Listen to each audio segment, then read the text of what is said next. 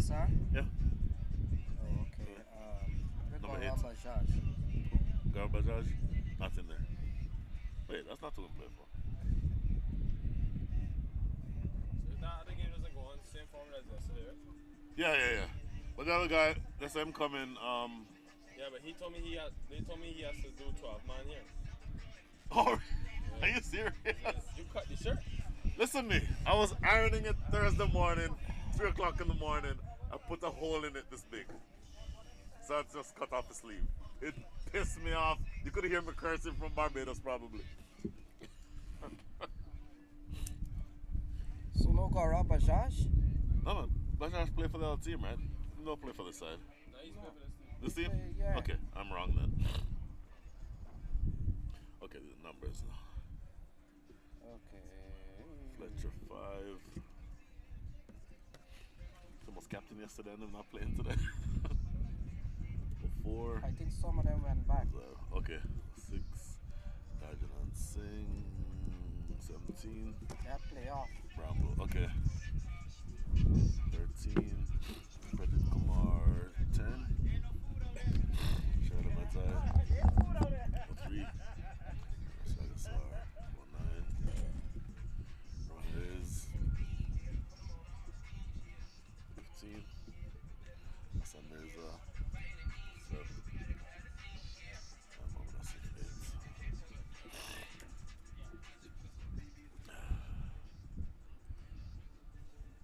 Alright, so we're good already.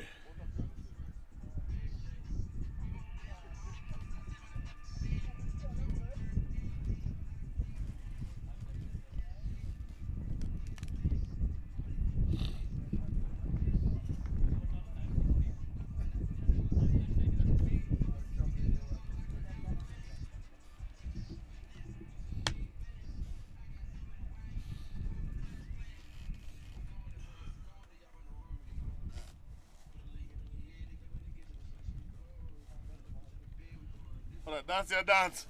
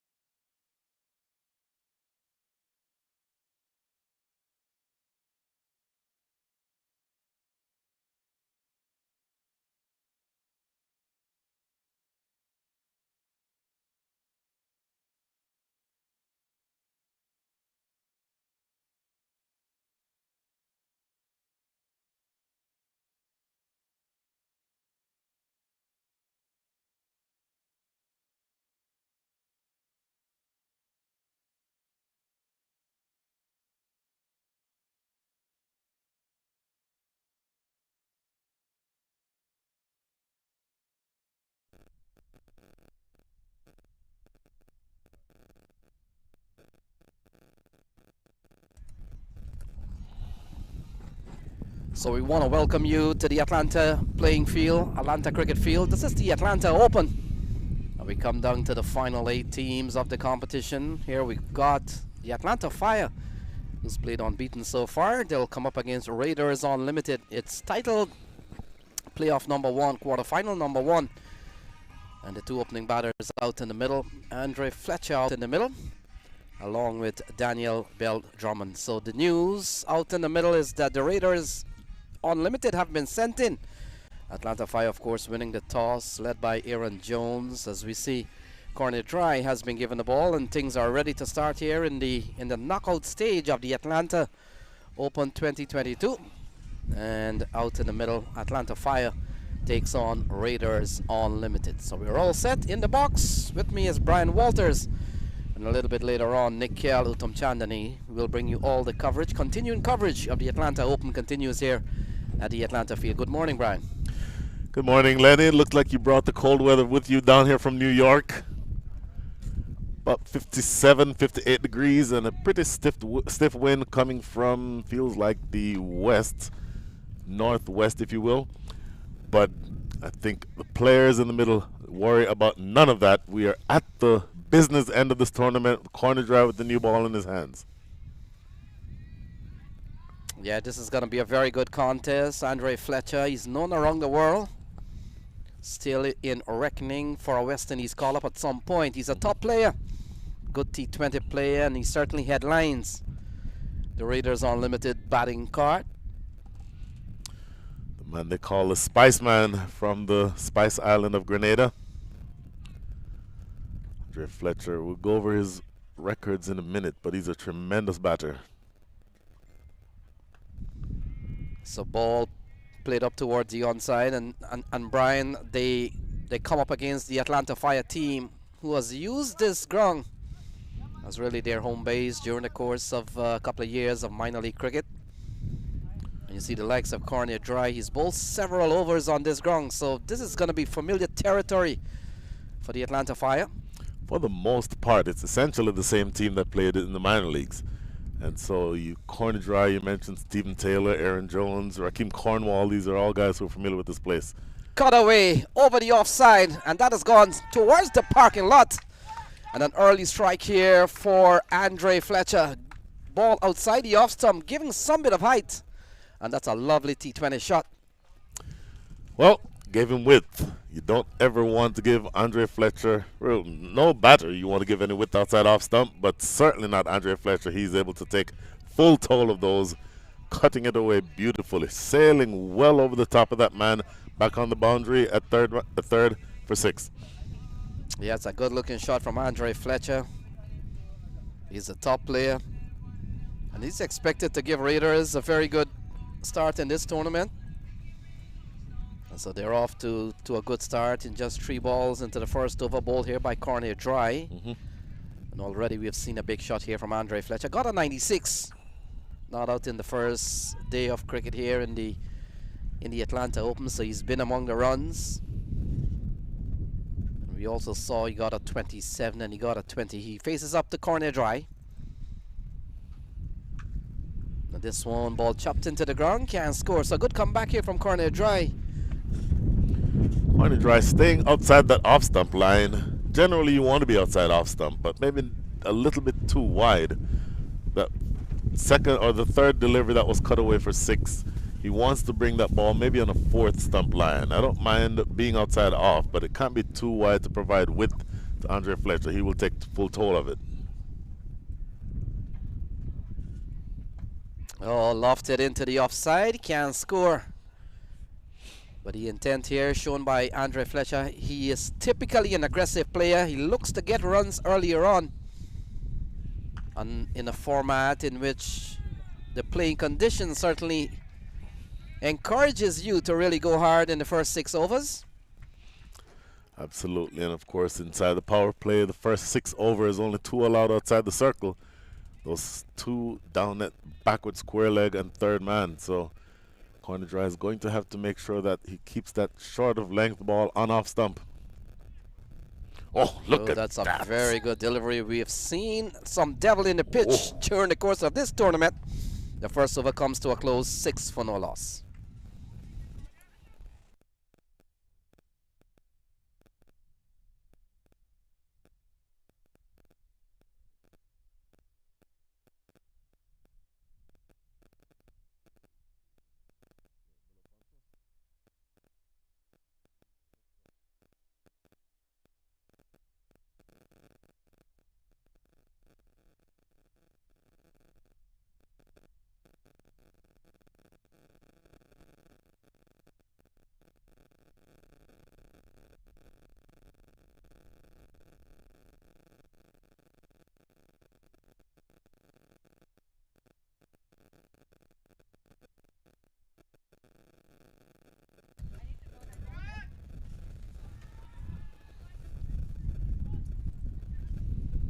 So the leg spinner Amila Aponso has been given the ball.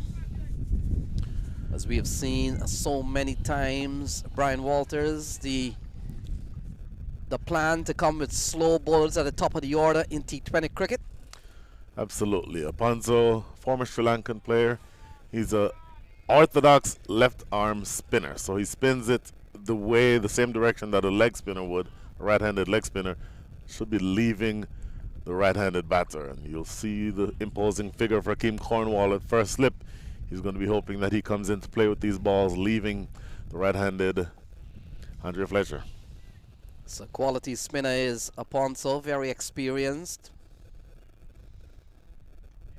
The ball turned into the onside here by Fletcher. Picks up another run and brings Daniel Bell Drummond onto strike. We saw Bell Drummond getting a big score yesterday, and he'll be hoping that he can push on from there. Got 73 yesterday right on this ground. And so he'll be brimming with confidence. He joins Andre Fletcher. So he gets off the mark. This has been a very good start from Amila Aponso. And for our viewers, if you might be wondering why Fletcher is gone out with a sweat top, it's kind of chilly here from Atlanta, windy and chilly. And so I wouldn't be surprised one or two of the batters and the fielder taking the opportunity to wear something warm. This one into the onside, could pick up a couple of runs here. And so 2 more runs here to Andre Fletcher. He goes up to 10. It's 11 for no loss. Wow. Very breezy conditions. But looking at where the bowling is coming from, Amila Aponso is actually bowling into the wind. A stiff wind coming from behind us, over our shoulder. So anything that is lofted in the area of long on, or even maybe square than that toward mid-wicket, the wind is going to help carry it. So I wouldn't toss anything up if I were Amila Aponso to Andre Fletcher. So the good bowling continues. Still a single to Andre Fletcher. It's 12 for no loss. We're in the second over. It's good bowling. Now he's just keeping it out of the reach of the 2 right-handers. He's just going to have to close this over out strong here. Big shot here from Daniel Bell Drummond. And the second boundary of the match comes off the bat of Daniel Bell Drummond. And that is swept away for 4. That's a good looking shot, Brian Walters. Great looking shot down on one knee. Maybe Aponso getting a little too straight. And taking full toll of that was Daniel Bell Drummond. Score moves on to 16 without loss.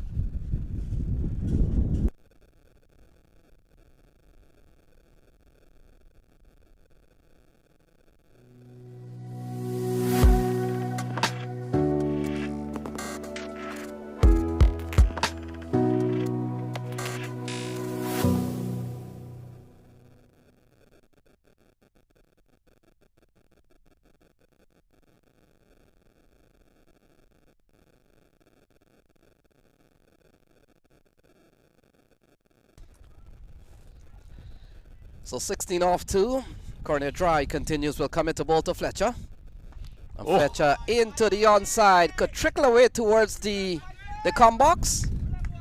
And that has gone away for 4. Not a good looking shot from Andre Fletcher over the onside this time. And he's taking the score up to 20 for no loss. Effortless shot. Was a little too full and too straight by Corny Dry. Fletcher just going through the line. Really not much power in the shot at all. Didn't need it with mid-on inside the circle. And once it cleared him, even though he's hitting into the wind, plenty of power in that shot to have it run away down here toward us for 4. Just a split second there, Lenny, I thought I was going to have the chance to field another ball. That would have made 2 in 2 days.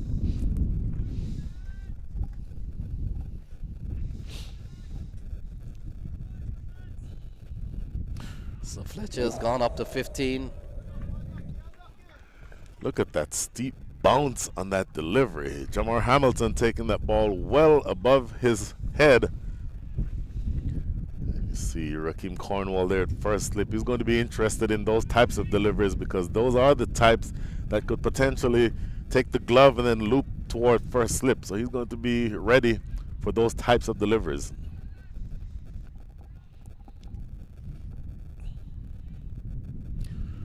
So again, backing away, trying to go through the offside. But we've seen very good pace here from Corner Dry. He's used that to great effect. And he's a very tall man, Brian. So the bounce is a little bit more steep. And you add pace to that, it's a good delivery. I've always said that if you're going to construct a fast bowler in a lab, he'd look something like Corny Dry. Tremendous athlete, 6'5" or so, and good pace, good high arm action, and just a tremendous fast bowler. He gets a very good delivery, stabs it out towards the offside. They take off for a single. Well run in the end. Oh, well run in the end, but I tell you what, an accurate throw may have had Andre Fletcher in trouble. Throw coming in from the covers, and Andre Fletcher had to get on his horse at the last second. Luckily for him, the throw was a little bit errant to the left as we look at it here, to the left as we see here on the screen. Absolutely very close call there for Andre Fletcher. So ball steered into the offside. Easy single here for Bell Drummond. They're off to a good start. They're batting at 22 for no loss. And this team would have won a couple of games. They would have lost one to the Southeast Parmveers earlier on in the season. They got the better of Stallions, and they also was able to take away a win from the Florida Scorpions that we saw yesterday afternoon.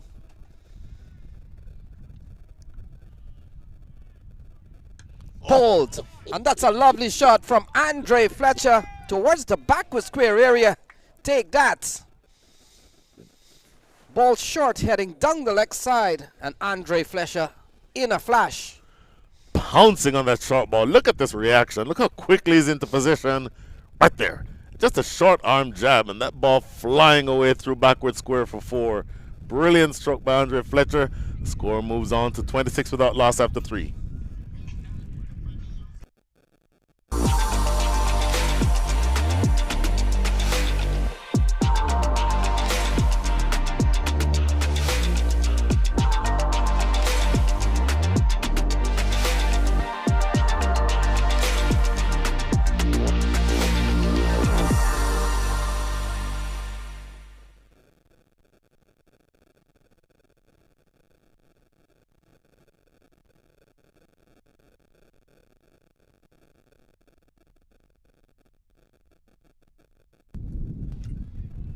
So Ponso will continue. Quality first over. And over that just went for 9. We only saw one boundary off the bat of Bell Drummond in that over. But relative to that, both some tidy deliveries to the attacking Andre Fletcher.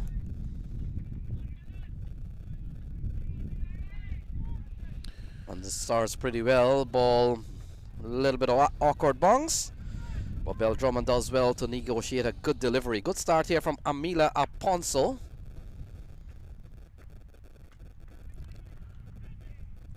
Picks up a single out in the offside. So the leg spinner has started pretty well, Brian, and he continues to bowl pretty good here, pretty tidy for the Atlanta Fire. We've seen a good steady start overall. Overall run rate now 8.1.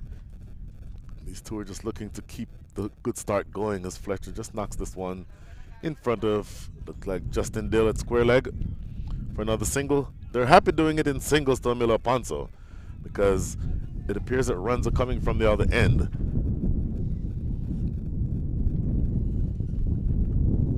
Driven straight down the ground off the bat of Bell Drummond. And that has gone away for 4. We have seen a couple of boundaries off the bat of Bell Drummond, off the bowling of Amila Aponso. Take a look. You may disagree with me here. So far, early days, but I think this is the shot of the match so far. Look at that high front arm. Just beautiful cover drive, not cover drive, off drive, just inside that man at extra cover, and just easing that one down to the boundary for 4 runs. Just a lovely, lovely looking cricket shot. So Bell Drummond comes out of Kent on the English county circuit, and we made a point. We've seen several English players here. Danny Lamb, Samit Patel, Ravi Bopara among them. Oh, quality delivery. Whether or not he may have gotten the edge, and there was a very frantic bit of reaction from Amila Aponso. We'll talk about that when we come back. 32 on the board, 4 overs gone.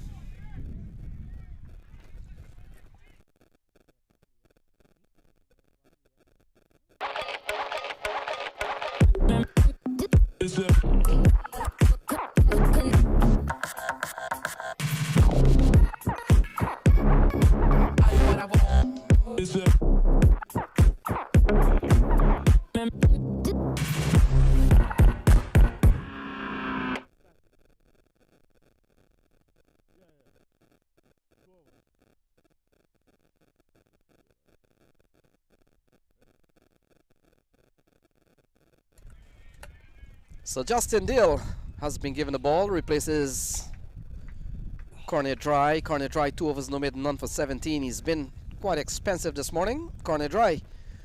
And now he hands it over to Justin Dill. Well-known man on the minor league circuit, Brian. Would have had a couple of good seasons with different teams that he's played with. Justin Dill originates from South Africa. Classic fast bowler in the sense that he bowls that good hard length, that in-between length, short of a length. Generally, as they say, bowls a very heavy ball, can be difficult to get away. But of course, he's now bowling to Andre Fletcher. Andre Fletcher, long time West Indies player, wicket-keeper batter. These days doesn't keep as much anymore, but a tremendous ball striker. This will be an interesting matchup.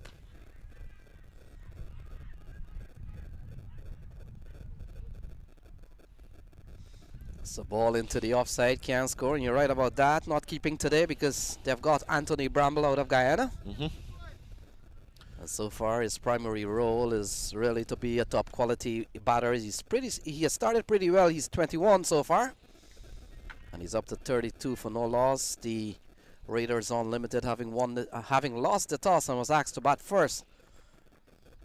Slow ball to great effect, chopped into the ground, can't score. No timing at all. And that's the whole concept for bowling slower ball, Brian. Absolutely. Talking about Andre Fletcher's record for the West Indies, 54 matches, 950 runs, a high score of 84 not out, strike rate of 111. His average is 21, but don't look at the average. Look at that strike rate because he generally gets that ball away very effectively for the West Indies. So ball going down the leg side. We'll wait and see. Could be runs here for Andre Fletcher. And 4 runs. Aditya Gajar, the umpire, signals 4.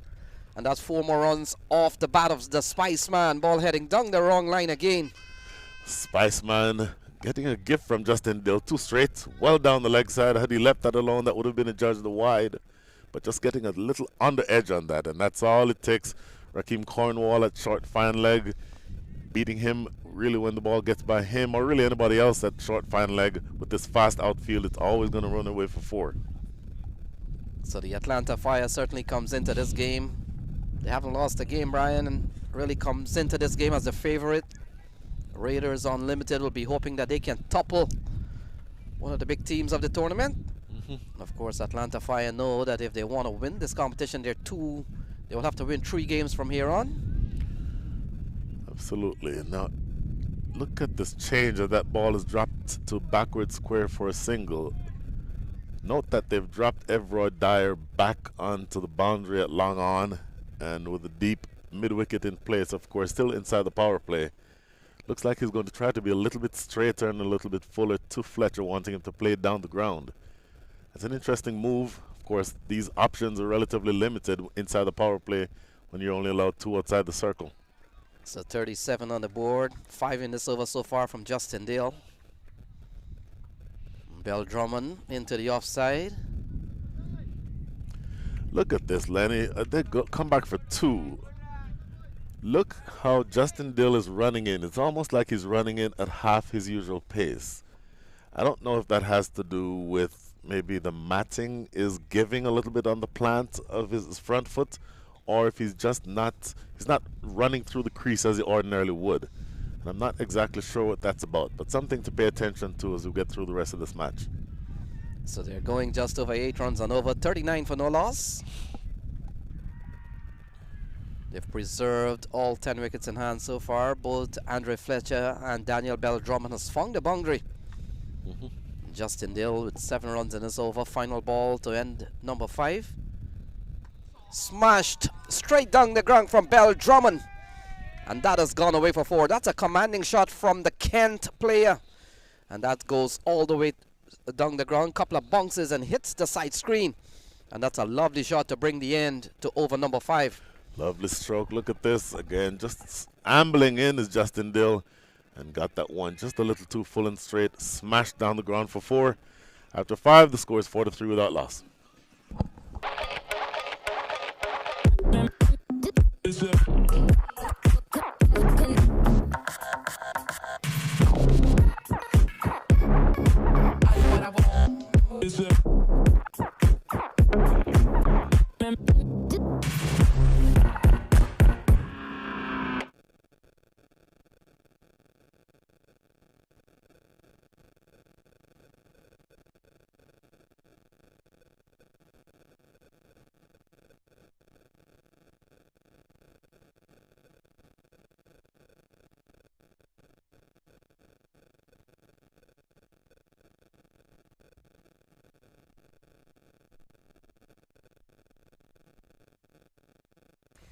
Quarterfinal matchup in this 2022 Atlanta Open, the second edition, and it's been a real success. 2 highly competitive teams, the Fire finishing the best team in the group stages, the Raiders the 8th and last team to qualify, but this matchup goes well past that, and you have players like Andre Fletcher, Daniel Bell Drummond, and this start from the Raiders, really that seeding, Brian Walters, means very little when you're on the cricket field.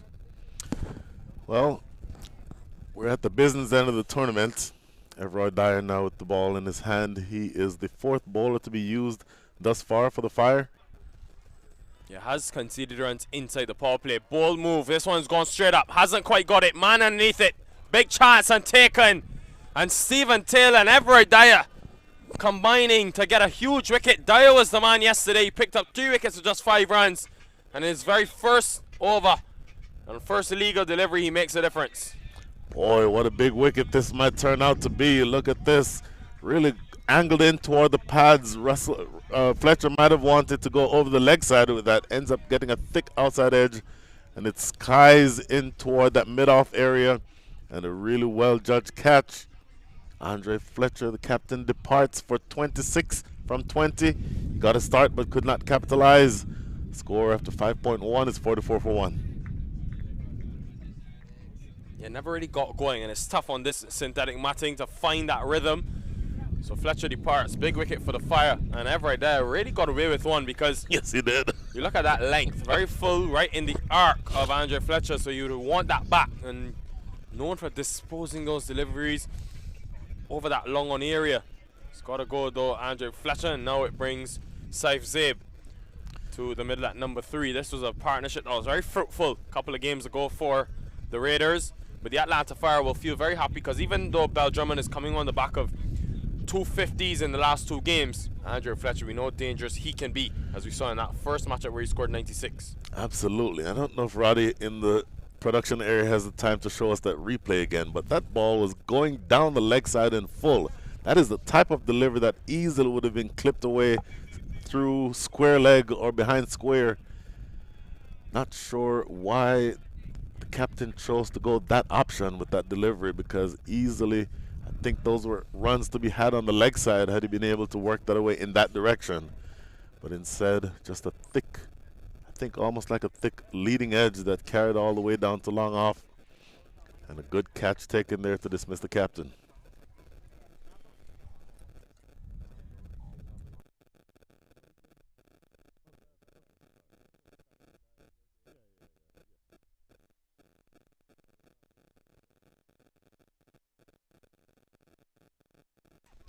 Over the keeper, and will be run, so save off the mark straight away. And Everett still trying to find that consistent rhythm. Short delivery. Here we see on the replay. Short and going over maybe the line would take it over leg stump, so not a threat in that sense. And any amount of bat on that for the left-hander, the ball is always going to run away for 4. Well, Brian, 4 matches happening. Your favorite player in the world, Ashley Nurse, in a Lightning uniform, fresh off of the Legends Cup. So the Atlanta Lightning team in action on field number 2. Remember, you can join us in the coverage of all of our matches on MLC Network. But some real enticing matchups happening in these quarterfinals. Obviously, this one being a big one, the Fire against the Raiders. You got the Lightning taking on the Bangladesh Tigers, and the UMMC Knight Riders up against Stallions X. So very exciting matchups, as well as Stallions against Sam Army in the air and taken again. And Dyer's got 2 in the over. And Everett Dyer, who picked up 3 yesterday, trusted inside this final over the power play, and he's got 2 inside of this 6th over. Wow. Just a nothing shot, it has to be said, by Saif Zaib. Look at this replay, ball into his body and just sort of fending it. Not really playing a full-blooded shot and fending it meekly to mid-wicket. Simplest of catches to be taken by that fielder at mid-wicket. Looks like a Tindra Subramanian. And Saif Zaib is not going to want to see the replay on that, because he had many options to play that shot or to play that delivery, and that shot was probably the last of them. And after what was such a good start from the Atlanta Fire, the Raiders Unlimited, now the Fire have come back in a huge way. And it's been because of Everett Dyer. This man has been the main wicket taker for them in this tournament.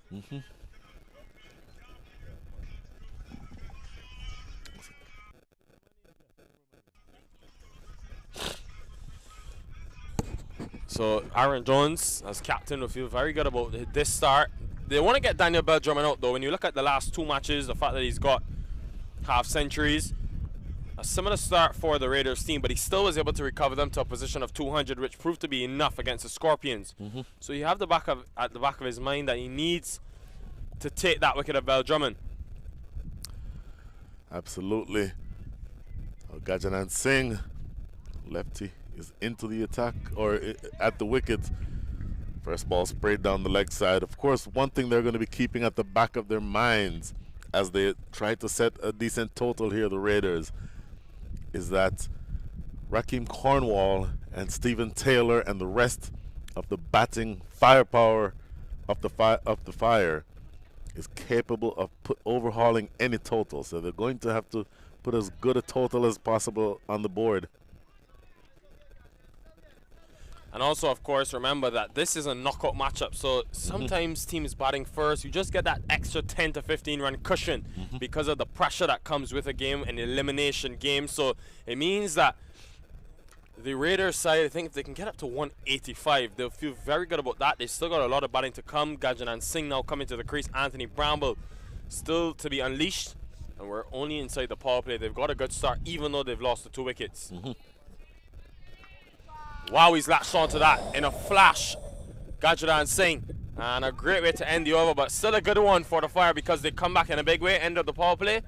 53 for 2.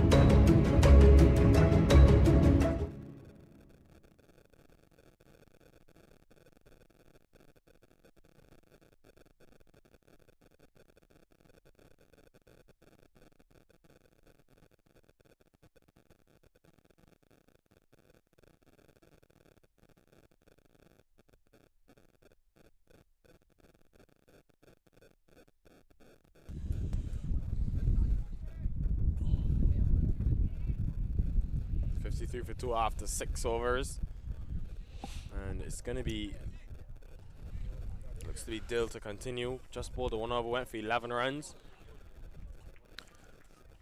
Outside the power play now, though, you can have 5 fielders outside the circle, so more protection, more coverage for the Atlanta Fire. I made this comment earlier, Nikhil. Tell me what you think about Justin Dill's run-up. Not running in, usually he's not somebody who sprints through the crease, but he's ambling in just really slowly. Well, he is dealing with an injury that put him out of play yesterday, so he's battling that. And the Fire, of course, would have wanted to see him play because He's one of the new additions. Played with the St. Louis Americans in the minor league season. So one of those new members of this Fire side, along with Sami Aslam and Zia Shazad. Sure, we'll see the leg spin of Zia Shazad very soon in terms of his wicket-taking ability. Possibly even a Raheem Cornwall or Stephen Taylor with their off-spin.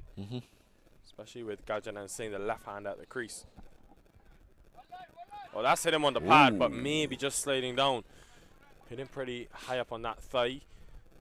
Yeah, sliding down, plus also I think height, as you mentioned quite rightly, adjudged not out by umpire Aditya Gajar. Good start to the over by Dill. That time he appeared to be running in with a little bit more purpose, meaning that I think that injury that you mentioned may not be as much of an issue. Maybe he needed to get through an over first to get warmed up, because his first over he was definitely just ambling in. But that time he ran in with just a little bit more purpose. So let's hope that that injury doesn't sort of hinder him as he goes through the rest of his spell.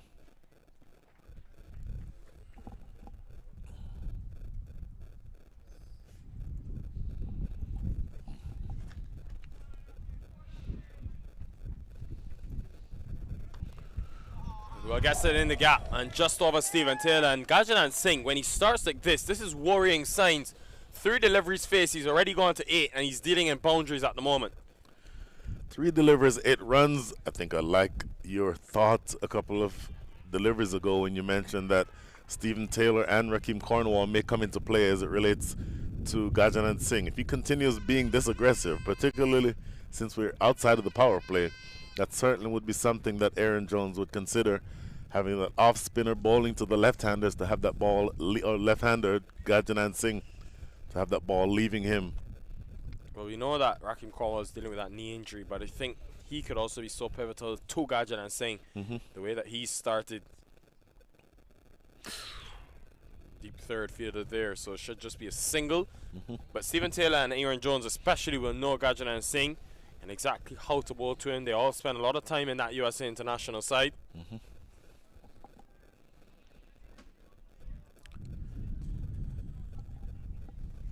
Daniel Bell Drummond, 18 from 11 so far. Get the sense that he's still in second gear, so he has a whole lot more to give than what he's shown so far. Just able to get that one past the man at deep cover. And much needed boundary. He really sat in the passenger seat in that partnership with Andre Fletcher, but now definitely taking over that lead aggressive role. This is what they did well yesterday. They just continue to score even in these middle overs. Absolutely. Given some width by Justin Dill, pounced all over it. I mentioned he was in second gear, but he'd certainly like to see those types of deliveries, because one sweeper out on the offside, nowhere near to that ball. It was too square for him, and easily put away for 4 by Daniel Bell Drummond.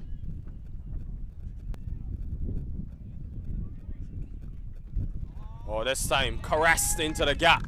And Daniel Bell Drummond, a man that's so experienced at the county level in England, well, just showing full use, and he's in really good touch. You mentioned the fact that he's one of the leading run scorers in this tournament. Well, look at this replay again. This is a better ball from Dill, but an even better shot. Just opening the face. You see him intentionally playing that just late enough to get it past the fielder in the covers on the offside. And again, that fielder sweeping in the deep on the offside is not going to be close enough to that. So easily running away for 4. So consecutive 4s here. Daniel Bell Drummond. I said that he was in second gear. He may be warming up at this stage. 1 ball to come here in the 7th. And we'll retain the strike for the next over. End of 7, 68, correction for 2.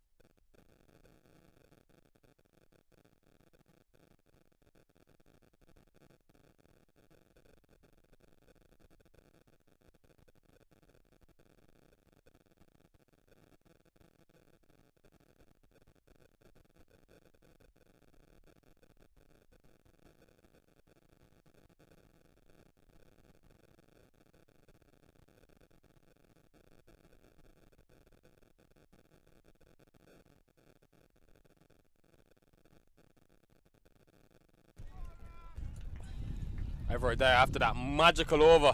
2 for 10 in his first. Back into the attack. Not an easy task though, bowling to Bell Drummond. A man that's averaged 49 in this tournament. They'll need to get him out though, get him dismissed quickly. The Atlanta Fire. Excellent start though from Everett there. A man that struggled with his consistency very early on in his spell, but the last couple of days, 5 wickets. Now, if you look at his spell over the 2 days, Brian Walters, 15 runs conceded and 5 wickets taken in 4 overs. Wow. Tremendous bowling. Of course, bowling here outside the power play, so more protection in the deep. This ball cut down here in front of us to Atindra Subramanian. Good fielding by the youngster. But Dyer, those 2 wickets, you could probably make the argument that the wicket or the ball that took the wicket of Andre Fletcher was not the best ball that he could have bowled, but he'll take the wicket anyway. And then the second wicket, 2 big body blows landed in that over. So your support bowlers are doing the job here for you if you're the Fire. Aaron Jones has to be happy with that.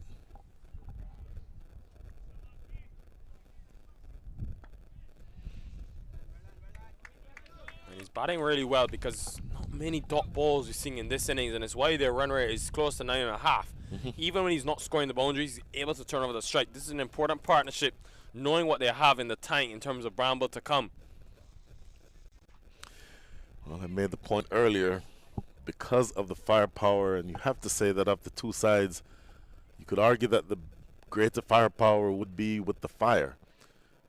So you're going to want to set a total probably in excess of 180 in order to be competitive. This ball just defended back to Dyer himself. Doing well here. Only 2 runs conceded thus far in a really economical over with 2 balls to go.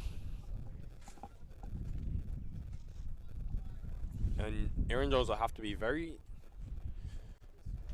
careful with how he uses Dyer's overs. He's in a rhythm. He's that type of bowler. Intrigued to see if he gives him another over. Attacking the stumps consistently. Run out chance at the bowler's end, but Bell Drummond is very quick. Wonder now if Aaron Jones goes back to Everett Deb, if they still don't get a wicket come the 9th over. Well, don't know that he would consider doing that.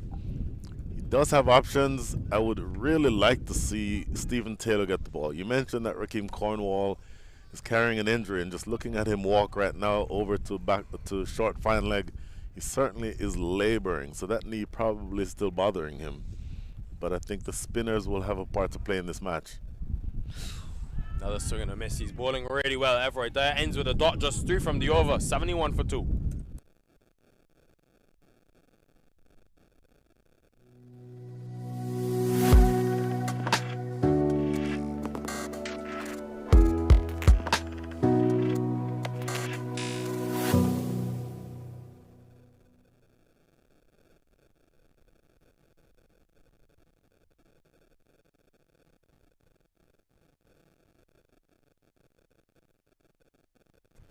So it's going to be Rakeem Cornwall, and no real surprise given you've got left-handed Gajana Singh in the middle, and you want to take a wicket soon rather than later. I think that's a great sign. Number one, hopefully it means that Rakeem Cornwall's knee is not bothering him that much that he can just, he's not a pace bowler, but he can still come in and turn his arm over, planting that front foot, and I believe it's his right knee that is injured. Even though you're a spinner, you still are imparting a lot of force onto that front foot when you plant. So having him have the ability to come in and bowl, I think is a good thing. And I think you'll also see Stephen Taylor coming on sometime soon. Oh, very delicate and work to be done.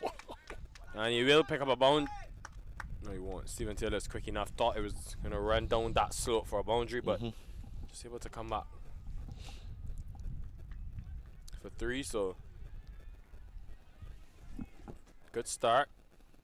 So it's actually 2. Gajanan Singh retaining the strike.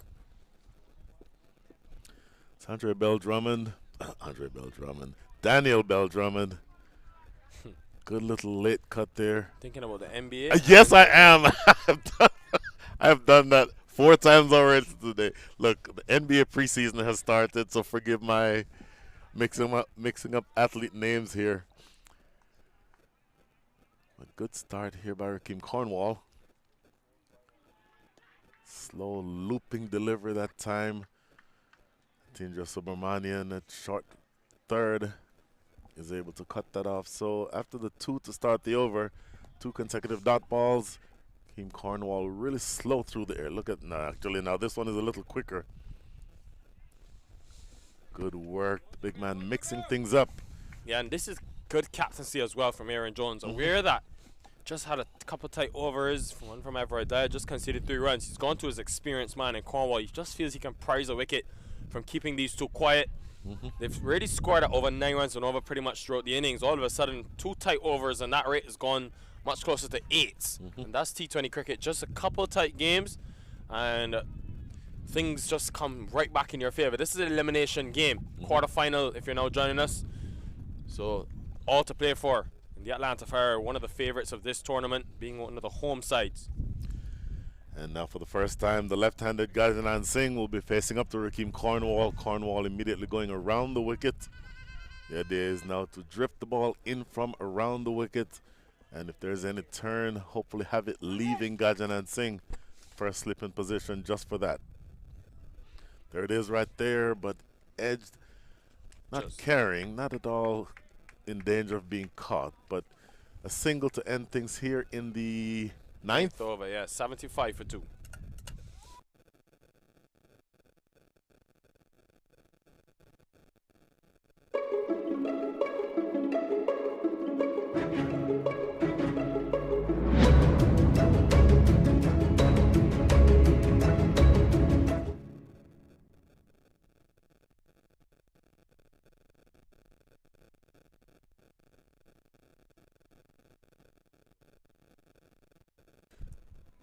So after 2 very good overs from Everett Dyer, he's been pulled out of the attack, probably to save him for that middle passage. Brian, as captain, what would you have done? Would you have kept Dyer for another over? Well, I called for it a couple of overs ago for Stephen Taylor. I think spin is going to have a tremendous part to play in this match, and particularly 2 off spinners who are very experienced and know how to vary their pace, vary their lines and their lengths. 2 thinking off spinners. I think there's more than enough room to get those 2 types of players, Stephen Taylor and Rakeem Cornwall, into the attack. I think they're both very competent spinners and they have a role to play in this match. So to answer your question, I would have definitely kept Dyer back for a couple of overs and then definitely gone to the spin, which is what Aaron Jones has done here. So he's going to off spin from both ends. It's going to be Stephen Taylor, the part-time option. Very handy type bowler. Does it for the USA and will know Gajanan Singh extremely well. Man that Aaron Jones trusts a lot. Stephen Taylor, they've played a lot of cricket together. They're very close. And just feel this middle phase, they had a good start to the power play. But the Fire took 2 wickets in that 6th over. If they can just keep the rate to be around 6 and over until that 15th over, chasing 160, 170 on this ground with the power that you have, I don't think you mind that if you're the Fire captain, Aaron Jones. Correct. Which is why I mentioned 180 earlier. I think that's more along the lines of what they'll be looking for. Cut well, but there is that fielder down at deep cover. Just be another single. So a couple of overs now without a boundary. Milo Ponce down there sweeping on the offside. It's a good passage of play for the Fire. The spinners are doing the work. Rakeem Cornwall's over only going for 4. 2 singles from Stephen Taylor's first over. Of course, he spoke about how good Dyer was. Asking the question, but now 16 deliveries without a boundary, and when you have a man that's been there for 24 deliveries in Daniel Bell Drummond, he will just be feeling a bit of pressure to sustain that good start that he's got. Another dot, so excellent stuff from the Fire, pulling things back well. Yeah, that run rate now under 8, down to 7.97. And after Gajanan Singh started so well, all of a sudden, sort of a trend that we're seeing on this synthetic surface where batters barring Raheem Cornwall, are really struggling to get going. We saw it with Fletcher, a man that's so aggressive. Even he struggled to really get a firm grip on proceedings. Besides Cornwall, who scored that 77 ball, 205. Incredible. Other batters have really had to work. Well, now he'll get a boundary. Subramaniam is quick, but he does well extremely done. well. Does Well extremely done. well on that deep fine leg boundary. And those are the types of stops that can make a real difference, because now the pressure continues to build. Excellent over nonetheless, though, from Stephen Taylor. Just concedes 4 runs. End of 10, the halfway stage, 79 for 2.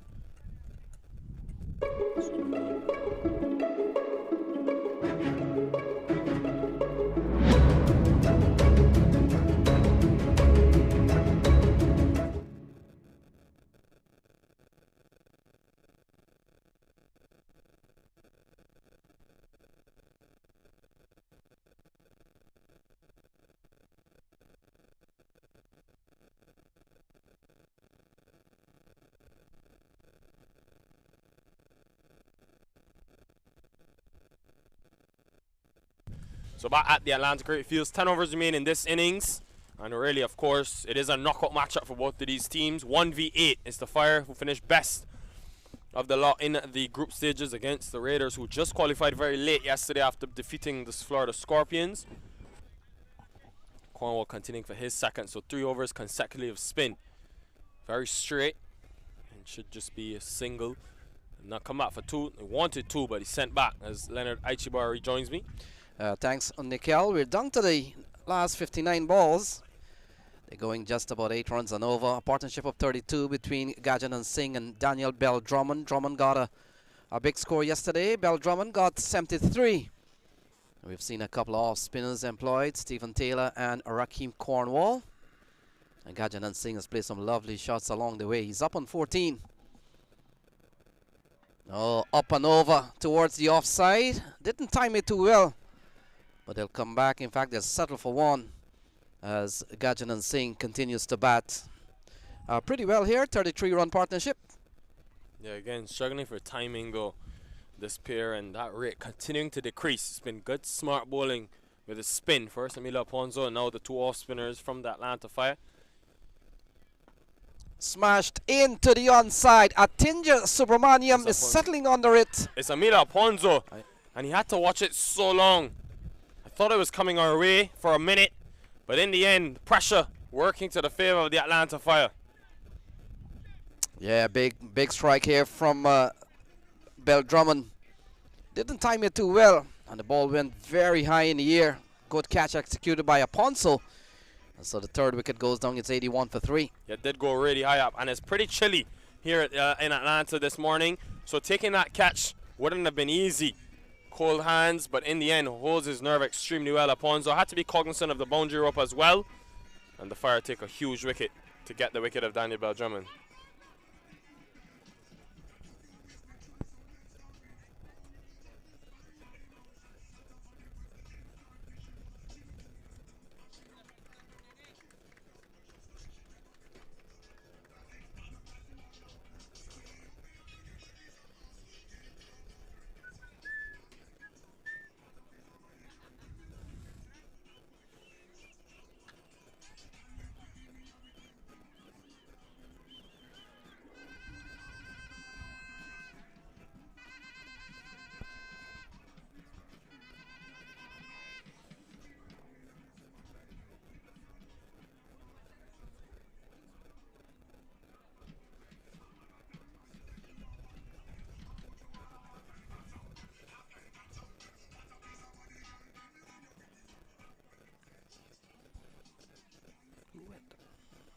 The new batter in.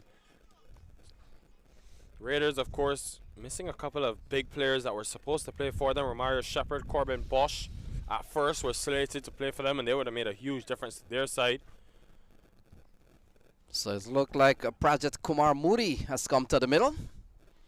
81 for 3, still 57 balls to be bowled. A big partnership comes to an end. Bell Drummond gone. Raheem Cornwall would have picked up 1. Runs straight off the bat of Moody, and he gets off the mark with 1. Yeah, and again, it's the skill of Cornwall. Just using those back spinning deliveries to be very slow and sort of made Daniel Bell Drummond generate all the power by himself. And in the end, it went high but not long enough. Easy catch from Mila Ponzo. Made it look easy, I should say, on that long on boundary. And that's what pressure does. A couple of overs strung together by the Fire where you don't concede a boundary and all of a sudden you need that release shot. Interesting to see how now Gajanan Singh plays the situation. Gets it through. So another boundary off the bat of Gajanan Singh. He's now picked up his third 4 of the inning so far. Ball cut away nicely, finding the gap. And so the Gajanan Singh continues to bat well. He goes up to 19. It's 86 for 3. Seen a couple times he's played that cut shot. It's an area where he's very strong in, square of the wicket on the offside. Gajanan Singh. He'll be looking for that. I think the Fire will want to keep away from bowling that length. Don't want to be short to him. You don't mind him getting singles down the ground. He's got long on and long off. Much rather see him full on that off stump or even on the stumps.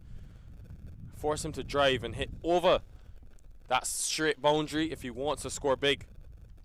He's got point up in the circle, so definitely misses length on that occasion. Raheem Cornwall. So good over comes to an end. Raheem Cornwall 7 off that over. An over in which he picked up the wicket of Daniel Bell Drummond. So 11 gone, it's 86 for 3.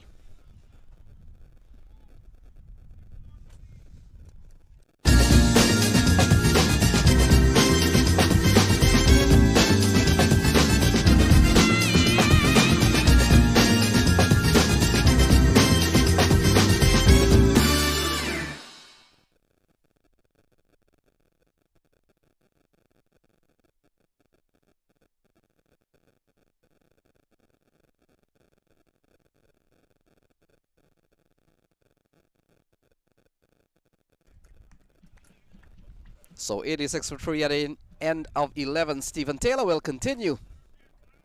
Will come into bowl to Prajit Kumar Moody, who's just come to the crease. Gajanan Singh has been there for some time. We come down to the last 54 balls. The off spinner Stephen Taylor.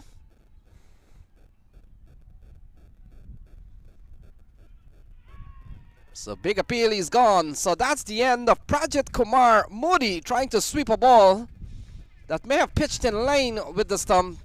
And umpire Kumar Saravana wasted no time at all. And another wicket goes down, 86 for 4. Well, pressure and really good bowling. First started by Everett Dyer. Since that 6th over, it's been a domino effect. And the pressures just continue to build through these 2 off-spinning options for the Atlanta Fire. And real trouble brewing now for the Raiders Unlimited. It's going to come down to Anthony Bramble and Gajanan Singh, 2 of their more experienced players, to dig them out of this hole.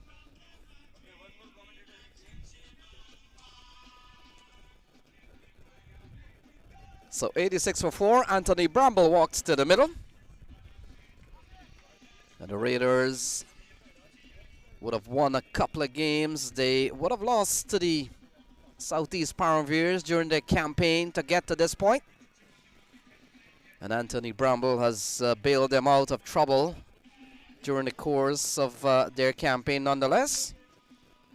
25-13, and we saw he got a very valuable 32 yesterday on their way to getting 202, which proved to be just enough as they were able to scrape home a win yesterday by some 4 runs. So he comes out to join Gajanan Singh. 53 balls still to be bowled. And Stephen Taylor would have picked up his first wicket. The off-spinners have bowled well. Cornwall 2 overs, no made, 1 for 11. And Stephen Taylor, he's bowled 7 balls. He's only conceded 4. He's picked up the wicket of Moody.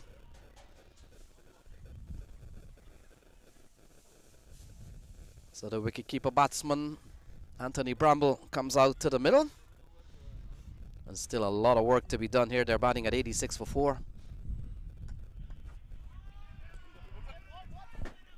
So he gets off the mark straight away, Bramble.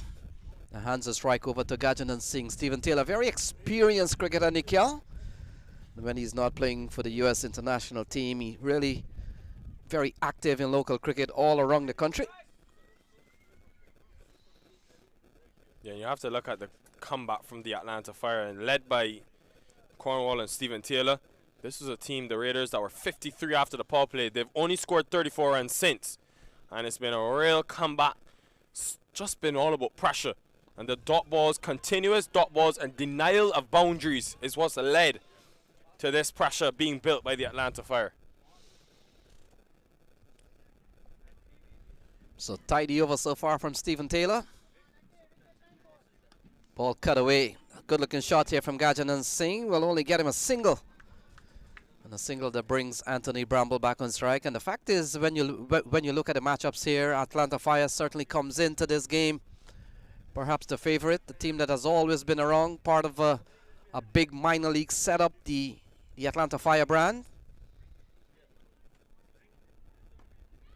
Bramble comes down the track, goes up towards the mid-wicket area. Has he taken the catch? No. Put down. May have just bounced in front of him, but did well, Everett Dyer, to ensure that it didn't go for a boundary. So would have been a huge wicket to get Anthony Bramble. Yeah, Bramble has played some very good hand. We saw him getting a 32 yesterday, valuable 32. And he's been taken out at the top of the order. He bats in the middle these days for this team.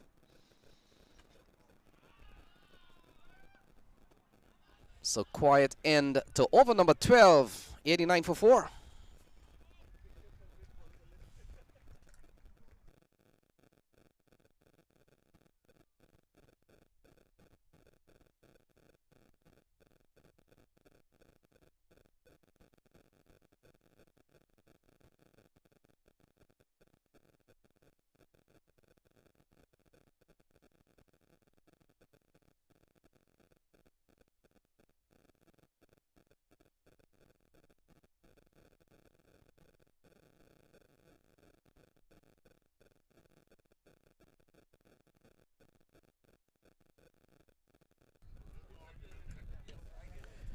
So at 89 for 4, 12 gone. Rakeem Cornwall will continue. 2 overs, no made, 1 for 11. Not too long ago would have picked up the wicket of Daniel Bell Drummond. On the way here, Atlanta Fire would have lost the game so far. They would have taken out square drive, the famous 326 posted by the Atlanta team. Also a win over RDU. And of course, they would have gotten the best of the Bangladesh Tigers of USA. So 3 big wins for them. And they come into this knockout stage. Raiders Unlimited, a team put together for this tournament. So when you look at the two teams playing here, Atlanta Fire really a lot more base in this team. Ball tugged into the onside, and Kieran score a couple of good balls here from Rakeem Cornwall. Yeah, this breeze is something to watch as well, seeing how much of an impact it has on proceedings, the heavy wind. So that will make a difference when batters are targeting the square boundaries. They don't want to be hitting against the wind, even to the slower Cornwall and Stephen Taylor. But remember, Leonard, 4 matches, only 4 can progress to this evening's semi-final, also happening today. Then tomorrow we have the grand finale, where it comes down to 2 teams. The Lightning, who are in action on field number 2, they've won this tournament, the first Atlanta Open. Yeah, so much to play for. The Atlanta Fire on familiar territory, a ground that they've used in the last couple of years at the minor league level. And they've done pretty well. This one into the onside from Gajanan Singh. And Gajanan Singh he's up to 21 here. He will have to get a big innings. His highest so far in 3 innings has been 22. So with 44 balls remaining, he's one of the standout player batting in the middle here. He will have to really guide him to a big score.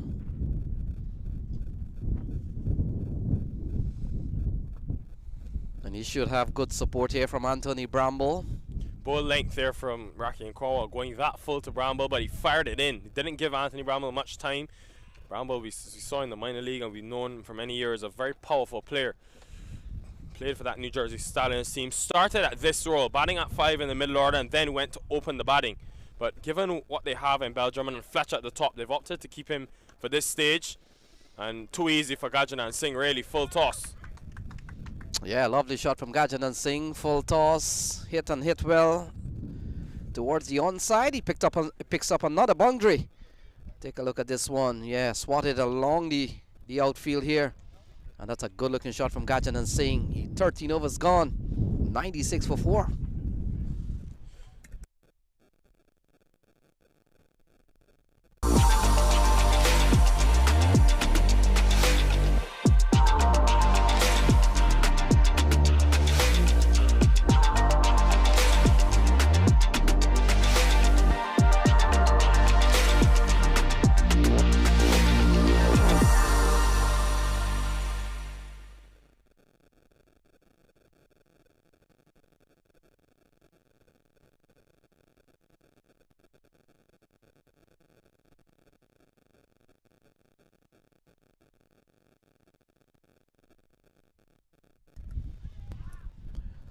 So Stephen Taylor will continue 2 overs, no mid 1 for 7. 6 bowlers being used here by the Atlanta Fire.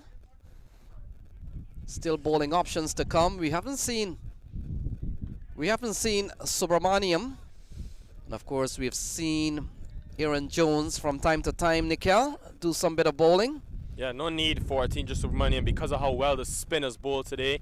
Stephen Taylor is a part-time option, but if you can get 4 out of him, it will be very valuable. Does bowl quite often for the USA international side. Coming down the track is Bramble. We'll have to wait and see if he got an edge on this one. Running up towards the 3rd man boundary. And that has gone away for 4. A bit of an inside edge off the bat of Anthony Bramble. And that brings up the 100 here for the Raiders Unlimited.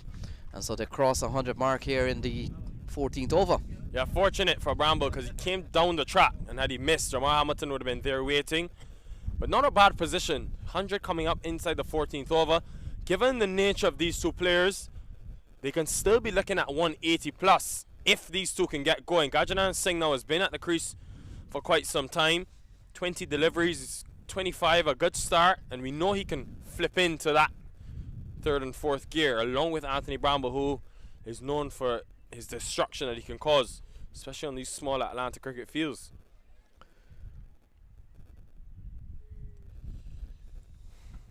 So big hit here from Anthony Bramble. And that has gone all the way. That's a sign of a batsman who can really take it to the bowlers. And that's a lovely shot from Anthony Bramble. That's gone for 6. That's exactly what we were speaking about. Just the power from Anthony Bramble. And this is why they've structured their batting order to be like this, where they can have Bramble attacking in the middle phase of the innings. So far, really working out for them. Keep mentioning it. It's not a bad position to be in if you are Raiders Unlimited. Yes, you don't have much to come. But if these two can get a big partnership, Aaron Jones has got thinking to do. Not a good looking shot towards the offside. Amila Aponsa comes around quickly.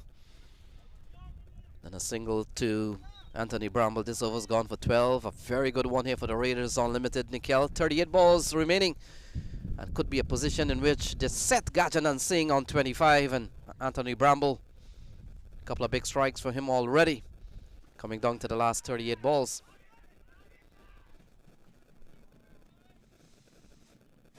So ball turned into the offside. They're going at 7.8 and over.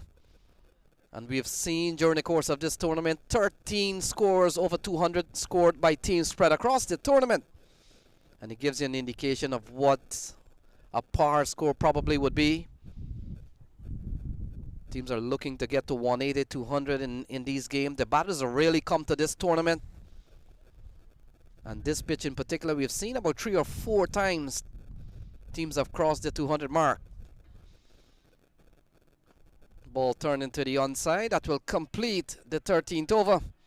And after 13, it's 110 for 4.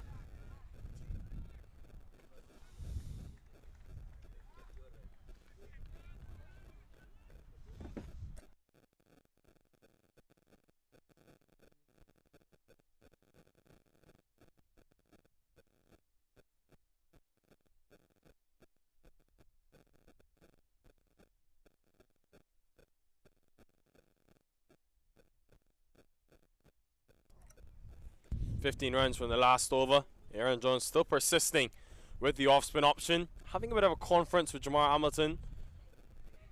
Still has, remember, 2 important overs from Everett Dyer. We've only seen 2 from Justin Dill. We know he is dealing with that injury. Amila Ponzo still there. But you think Gajanan Singh sort of keeping him out of the attack. Then Cornet Dry. Expect Dry and Everett Dyer probably to be the ones that bowl the last 4 overs. That seam on the ball. But Cornwall now, after an over where he went for some runs, back into the attack. Yeah, would have gone for 7 in the last over. Still tidy bowling from Rakeem Cornwall. 1 for 18 off 3. We'll come into bowl to Anthony Bramble. We've seen a glimpse of Anthony Bramble hitting power in the last over. Well, what Cornwall is doing here is just making Anthony Bramble wait so slow, and look at the length as well.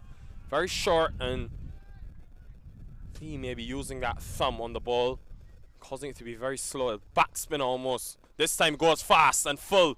And Bramble says, thank you very much. Yeah, another big shot here from Anthony Bramble.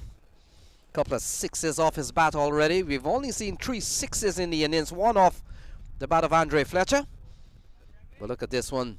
Absolutely pitched up and smashed his favorite position, Anthony Bramble, long on. He loves that area. He goes up to 22 and the partnership has gone up to 30. It's 116 for 4.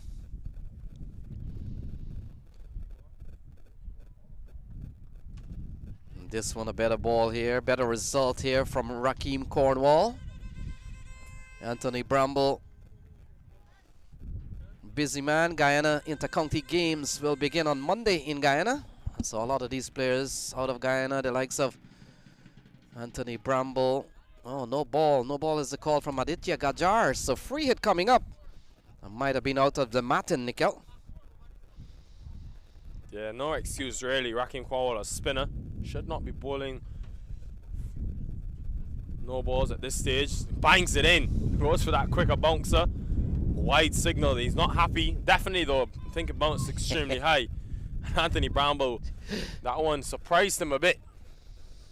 Yeah, he fired it in, pitched short. And it's almost like a medium pacer digging it short. So still the free hit in effect. And so Anthony Bramble will get a chance to free his arm. He's up on 22. This partnership is 32 between the pair out in the middle. And Anthony Bramble's swinging towards Amila Aponso. Will only get a single. So no real harm done here from Rakeem Cornwall. So we're down to the last 32 balls. Gajanan Singh has crossed his highest score in this series. Coming into this match, his highest was 22, but he's gone up to 26 today. And so far, along with Anthony Bramble, they're poised to really give them a very good springboard here. 32 balls still to be bowled.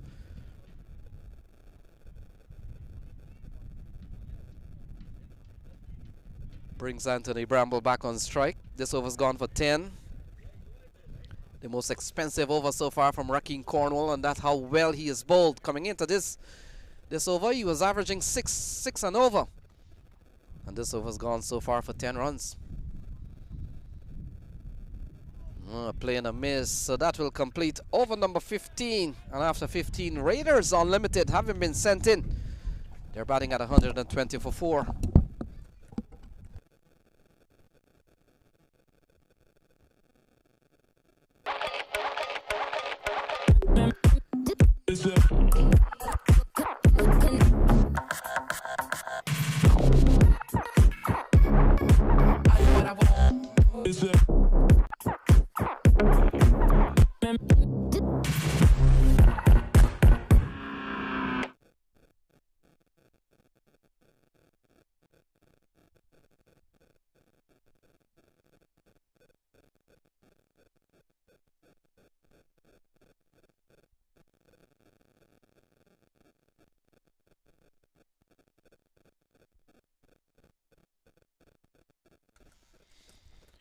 So it's 120 for 4. We come down to the last 30 balls.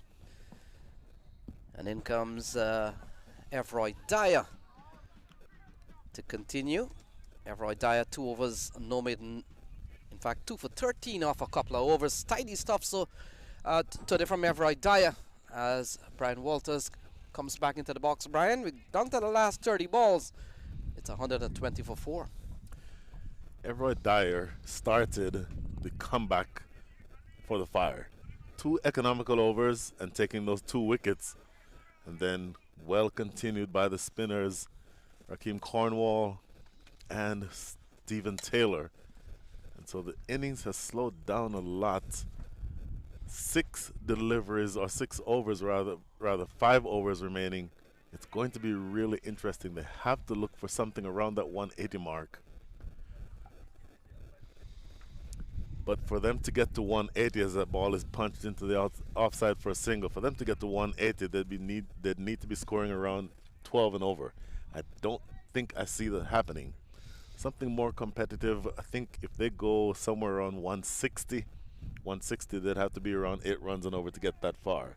And Brian, the fact is we've been spoiled by seeing scores of 200 so many times during the course of this tournament. It may a score for example, in 160, 170, which is still a competitive T20 score, but we might be wanting to think that it could be an underachievement by teams making that kind of score. It's 121 for 4, still 29 balls to be bowled here. We've seen a couple of big strikes already from Anthony Bramble, 2-4, 2 sixes and 1-4. And Gajanan Singh has gone past his highest score of this series, so things are on the up here for the Anthony Bramble Gajanan Singh partnership. A partnership that has so far yielded 35 very good runs here for the Raiders Unlimited. Oh, lovely shot here from Anthony Bramble. Now picked it up and taken it out of the park by a long way. That's a big strike from Anthony Bramble off the bowling of Evroy Dyer. Slanted in towards the pads, not where you want to be, and just helping it. Anthony Bramble very quick, just helping that well over mid wicket for a big 6. They need a whole lot more of these to be more competitive, I would think. But you definitely take that partnership now blooming. Along with, I've always thought that this pair, given the losses at the top of the order, this pair was going to be the last pair, really, with a chance to really put something big on the board. And Anthony Bramble seems to be taking on the challenge. So many times we've seen Anthony Bramble going long off, long on, or straight down the ground many times.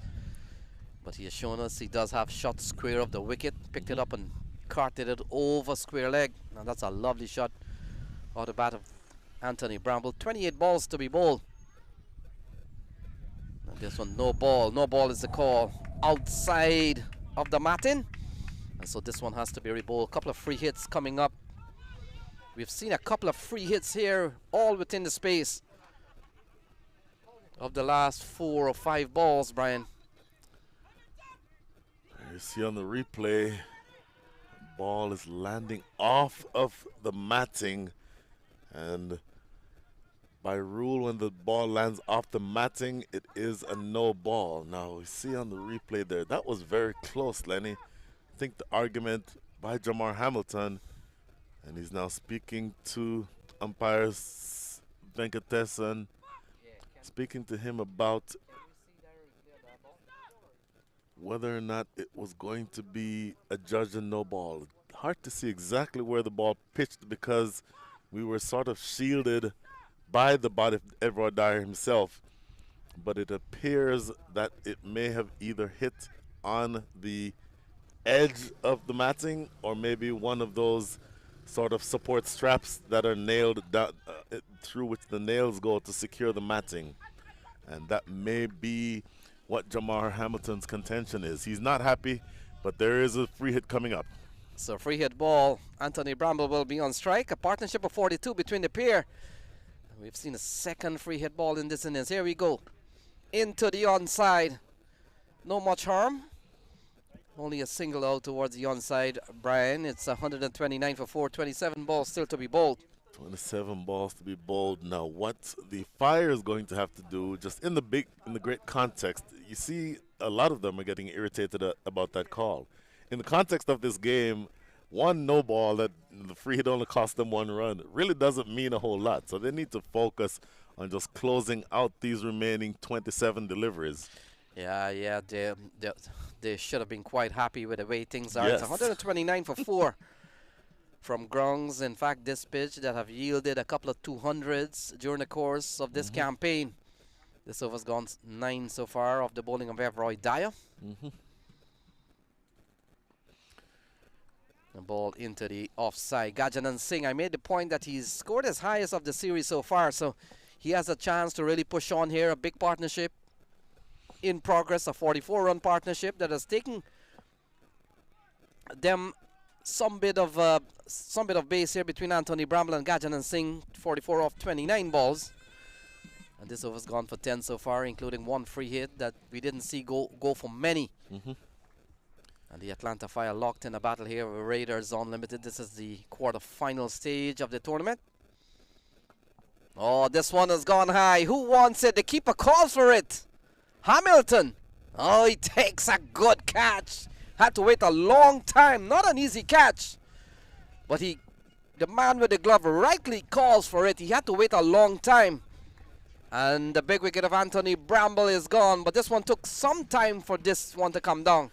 Well, when the ball goes in the air, if the man with the gloves is anywhere close, you generally yield to him. And then, of course, Jamar Hamilton, having played for the West Indies as a keeper, you don't expect to drop that catch. It was absolutely not an easy catch. It stayed in the air forever. And when it's up there for that long swirling, it's never easy. But Jamar Hamilton judging it just perfectly and puts it away. The big wicket of Anthony Bramble, he goes for 30 from 21 balls faced. And the body blow landed here by the Fire on the Raiders. They're now 130 for 5. So big partnership of 44, one of the best of the innings so far for Raiders Unlimited, comes to an end. And it comes to an end because Jamar Hamilton held on to a ball that went a long way up in the air, Brian.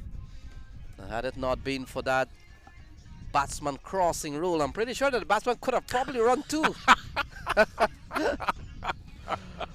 This is true. Now, new batter is Shahid Ahmedzai.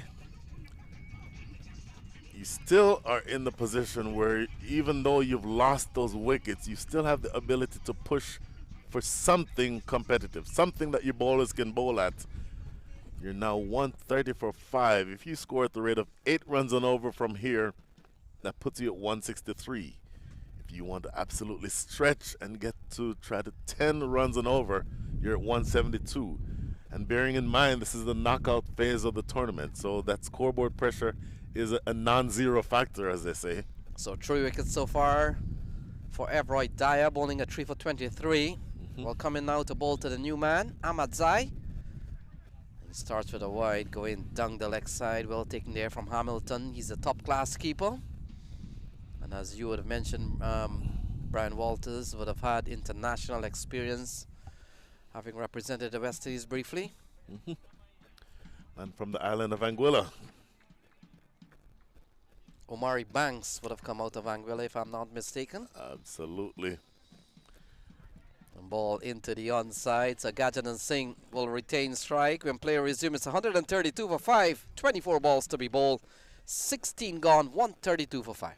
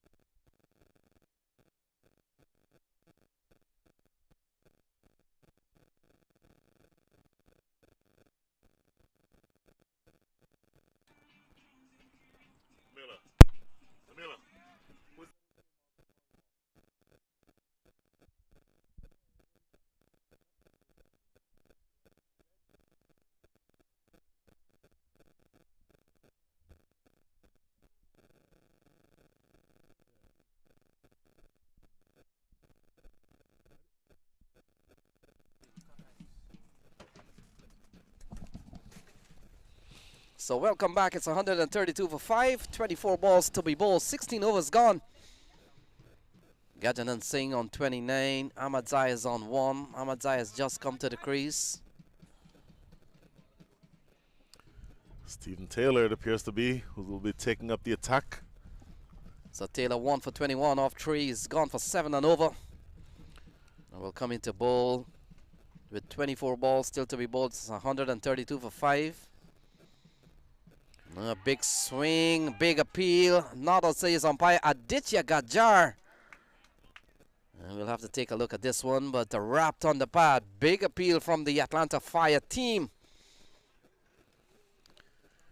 Boy, Stephen Taylor from around the wicket, angling it in. Yeah, that's comfortably missing leg. Look, the umpires are under a lot of pressure because we're at the high stakes end of the tournament. So this takes really good, strong nerves by the umpires to make their decision and then be confident about it. That's something that has to be said. Umpire Aditya Gajar getting it absolutely right on that occasion. And umpire Saravana Kumar Venkatesan at the other end Both really good umpires and both performing very creditably today so far. And Brian, like many times during the course of these domestic tournament, umpires are flown in from all parts of the country. Aditya Gajar comes from the Atlanta region, and of course Sarvana Kumar comes from Rhode Island.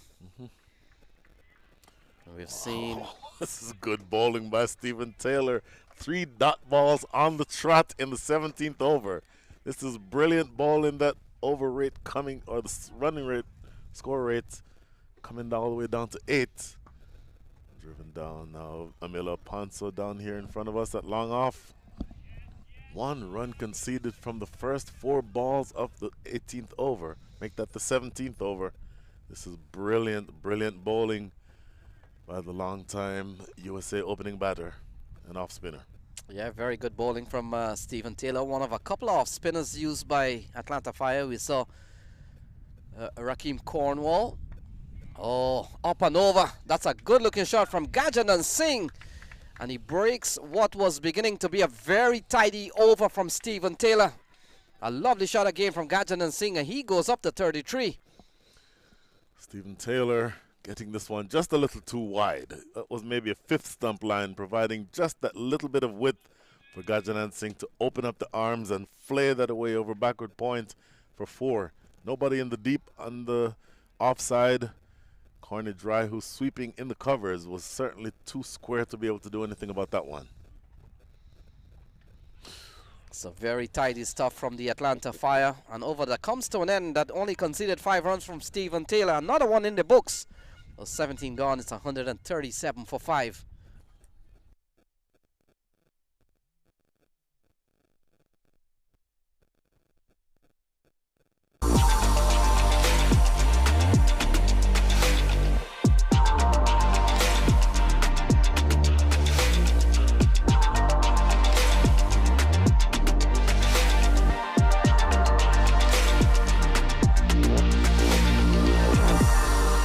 So it's 137 for 5. The 2 off spinners are done.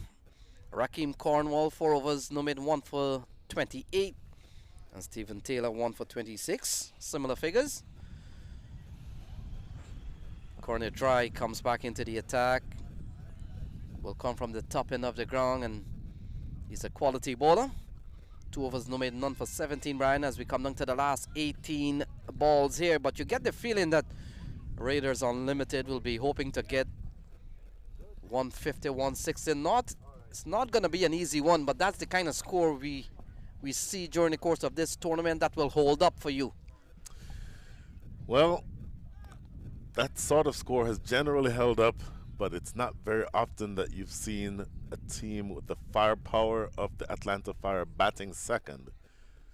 Bearing in mind, we've said it dozens of times already this week, Rakeem Cornwall himself has scored a double century. And the firepower at the top of that lineup, Rakeem Cornwall, Stephen Taylor. You're talking about Sammy Aslam, Aaron Jones, Zia Shazad, Jamar Hamilton himself, Justin Dill even. And even Corny Dry can hit big if it comes down to it. So there is tremendous firepower at this stage. I'd prefer it to be the Fire than the Raiders. Oh, cut away. That's a lovely looking shot, but well stopped there from Aaron Jones. Aaron Jones, sometimes you have to wear one for your team, and he wore that one, I think, off of his shoulder. But the captain getting himself in the way and making sure that that ball did not get by him. That is good work from the captain, setting the example.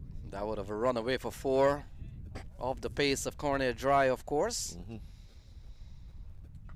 Cut away, better shot, finds the man at third, and only a single that brings Gajanan Singh back on strike.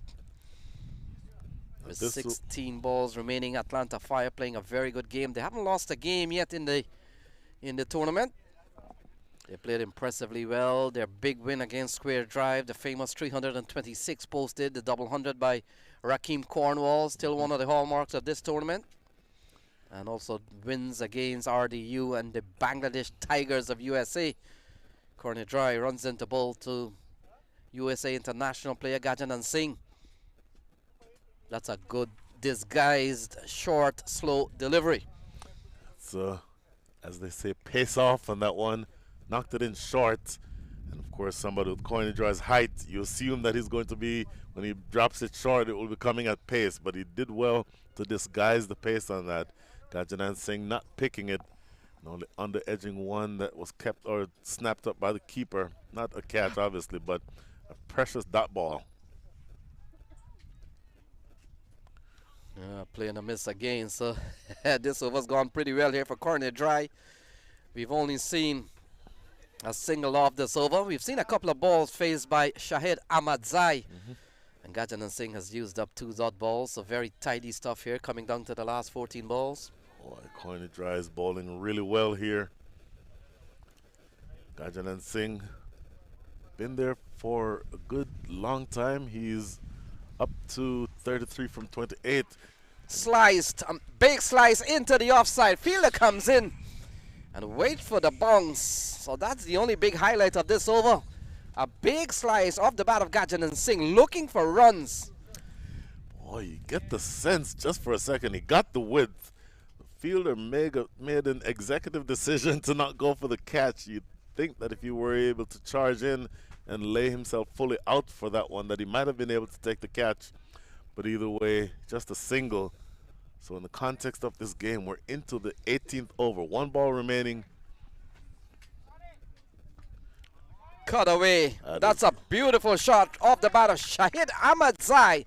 They have been targeting that area for a while, and it took them the last ball of Coinadry's over for them to get it right. Take a look at this one. Coinadry, give credit, absolute credit to Gajanan Singh. Wasn't a bad delivery, maybe a touch too wide, but Gajanan Singh quickly into position and playing the classical left-handed square cut, races away for 4. So 143 for 5. We'll be right back.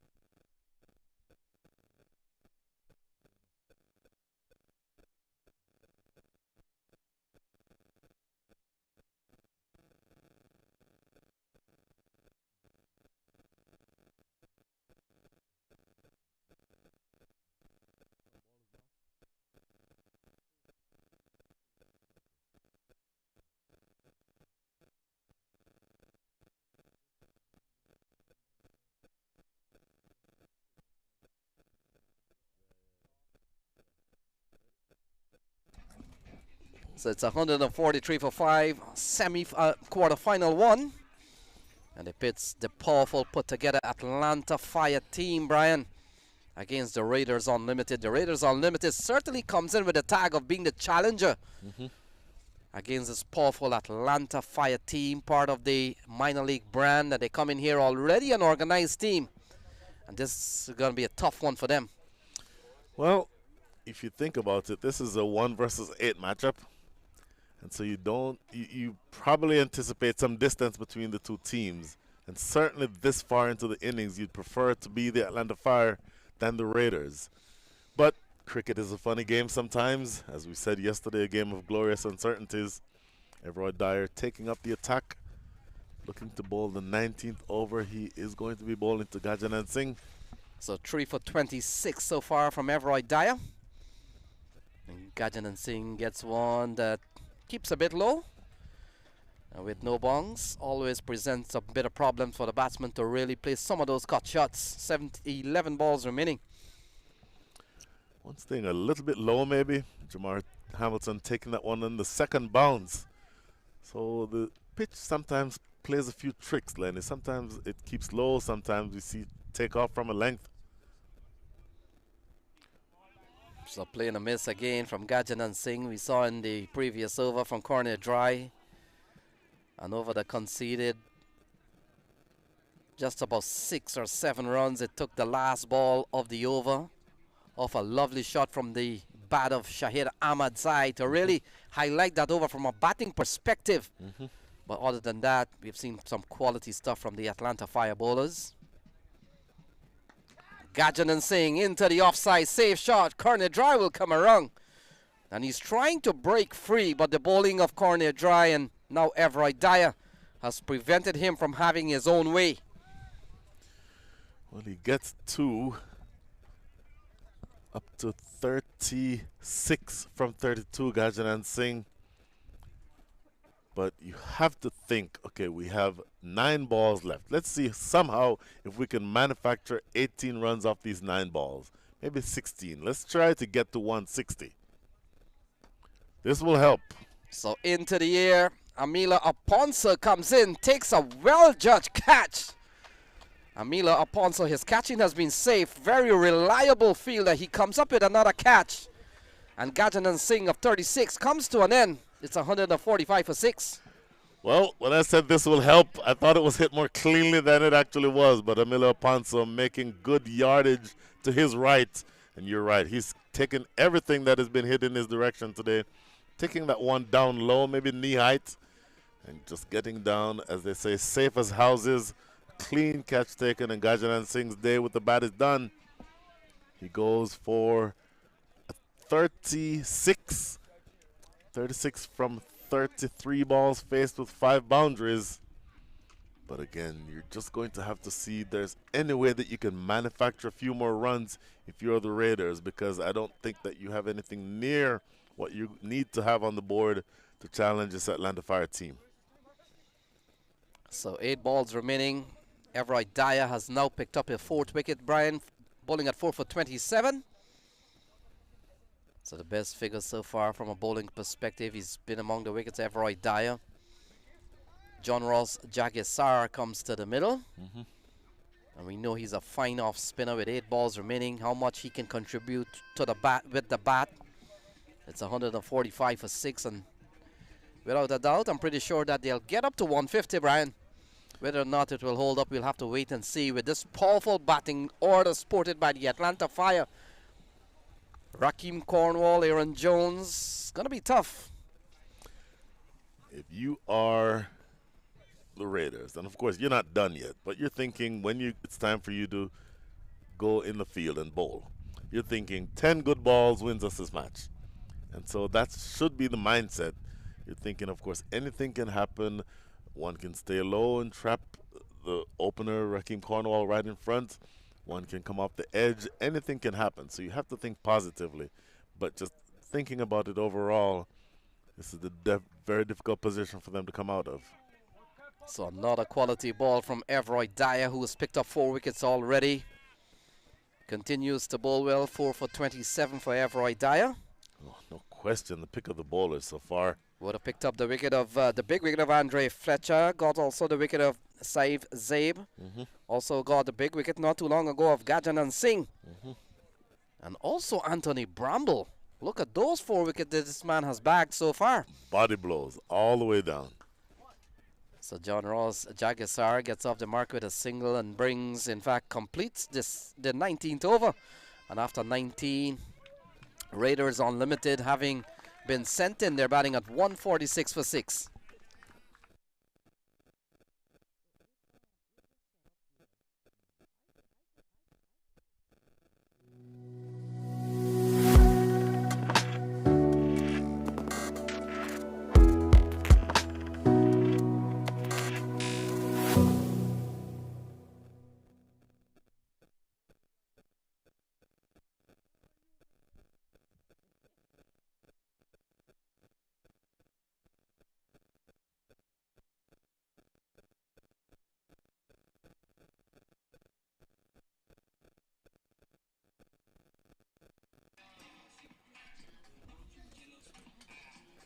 So Corner Dry will bowl the last over.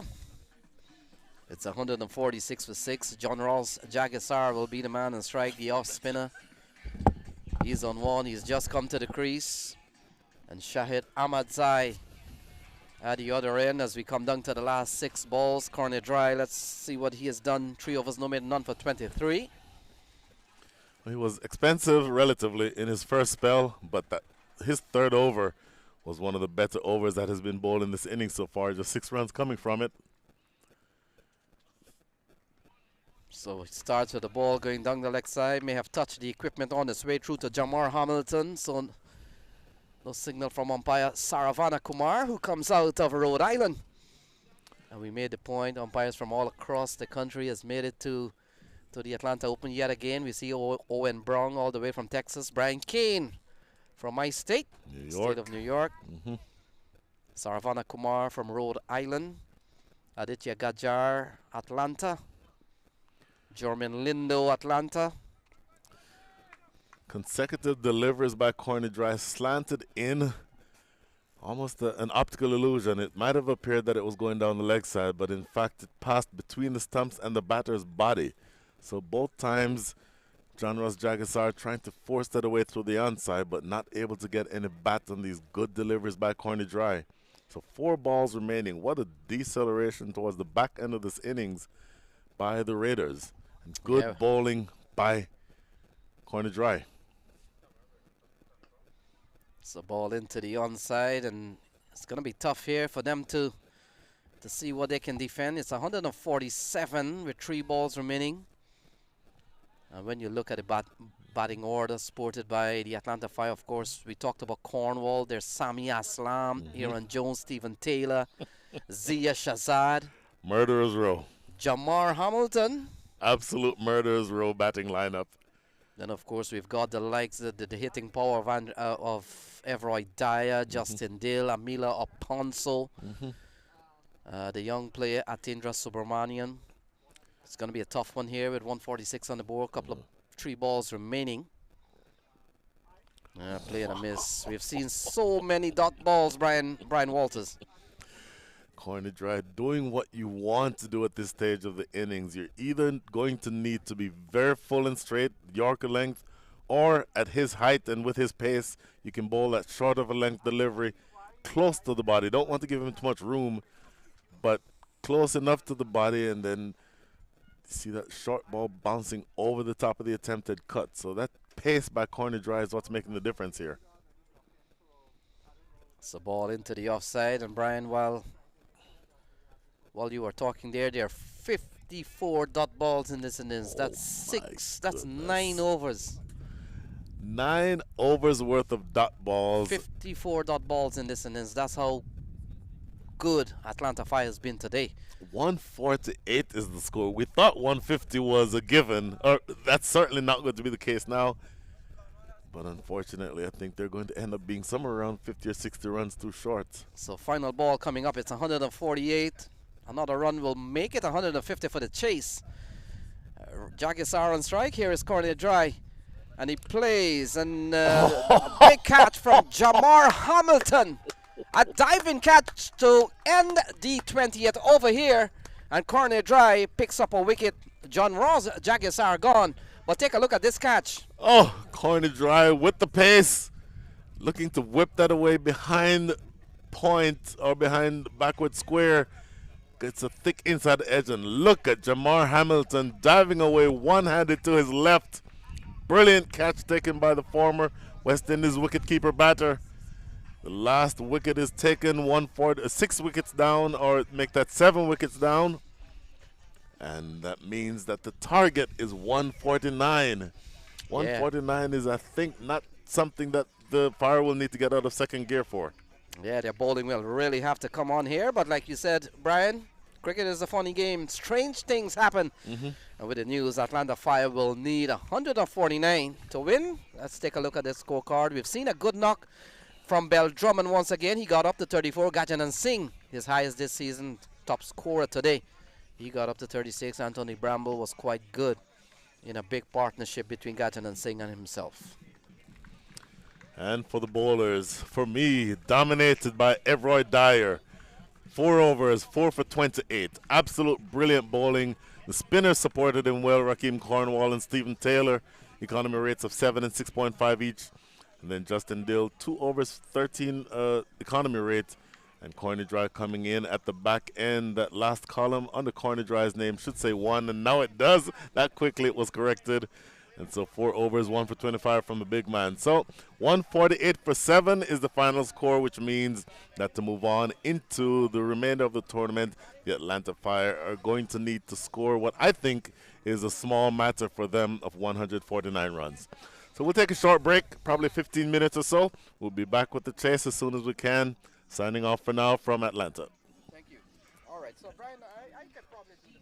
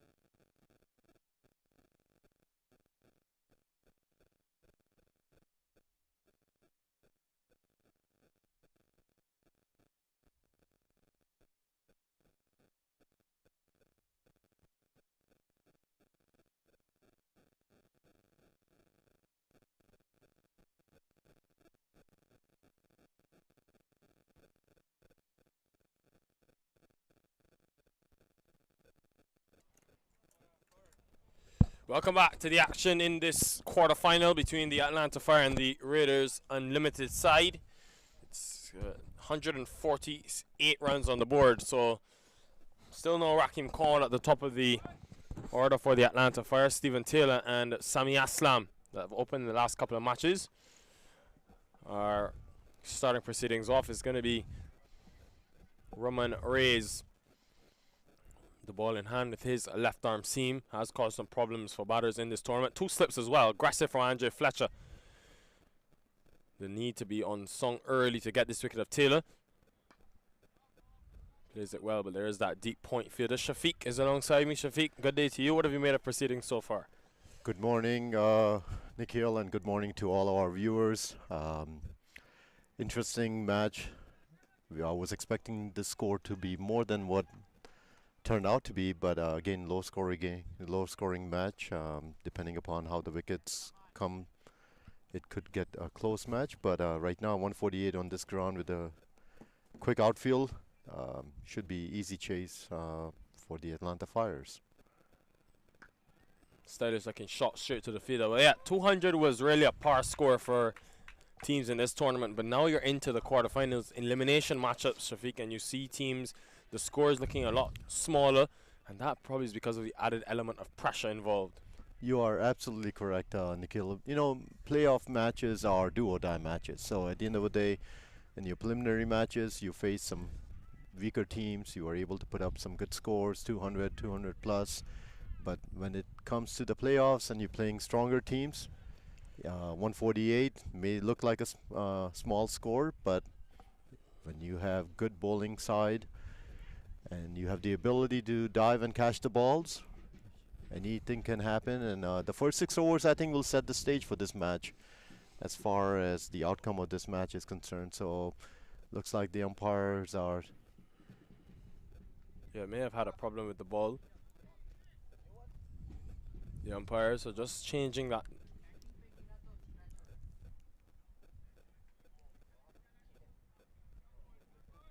Just changing the ball, so you can see the umpires there. A little bit of chilly morning, huh, Nikhil? Oh man, more than a little. It's not nice weather for cricket at the moment, but I do believe temperatures are going to go up in the 70s. The question is, you know, will the sun come out strong, and will this wind subside? Because we are in an open field with 7 fields here at the Atlanta Cricket Fields, and sometimes it gets very windy. So even 70-degree temperature could feel like, you know, 55 degrees. So, but we hope that that changes in the coming hours, because we do have exciting day of cricket today.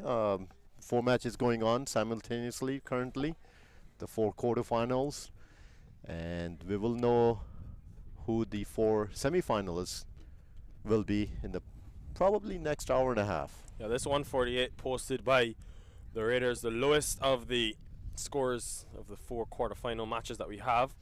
So they're going to have some extra work to do if they want to defend it against a Fire team that are still unbeaten. One of the very few teams to be still unbeaten in this tournament. How do you defend such a low total in a knockout game? What's the keys? I think the key is taking wickets. You know, if you put some pressure in the first 6 overs, and you know, if they are strategic in using segments of the game, you know, maybe 3-4 segments, and having a plan in each segment, it could do some justice. But taking some wickets will be a key thing in the first power play. You know, A really good diving stop there to keep it to a dot. So the moment they're doing well to just keep this scoring rate minimal. Roman Reyes has been their stand-up bowler this season. They still have Jonas Jagasar we expect to see from the other end with his off-spin. You've got 2 left-handers at the crease, so definitely the off-spin option. Even someone like a Gajanan Singh will come into play at some stage. there was an opportunity there in the slip area. Well, no, just out of the reach of that point fielder. Gajanan Singh again was waiting, so would be disappointed they pat that area because of the angle from Roman Reyes. And knowing that Sami Aslam likes to drive expansively outside that off stump. Yeah, we have seen Sami Aslam make some good runs in this tournament. He made, I believe, a couple of 50s. So he's certainly walking into this match with some confidence. Stephen Taylor, on the other hand, we know he has the ability to clear the boundary in any given day. The question is, will there be a good opening partnership here? Well, that one hit really powerfully, but well stopped again by the point fielder. Ends the first over. A decent one for the Raiders, 2 for none.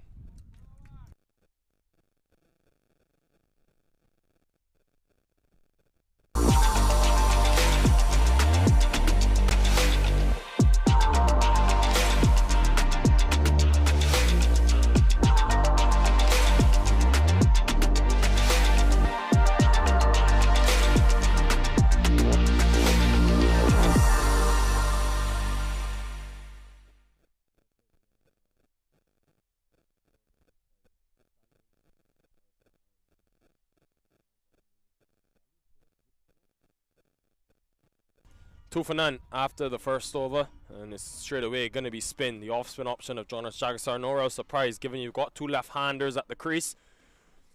And this is a team that start well in the power play. We saw it in the very first game where they put up 320 for the Atlanta Fire, led by Rakim Kwawa, who's dealing with a knee injury, so not batting at the moment. He bowled his 4 overs, conceded just 28 runs, but now still struggling with that injury.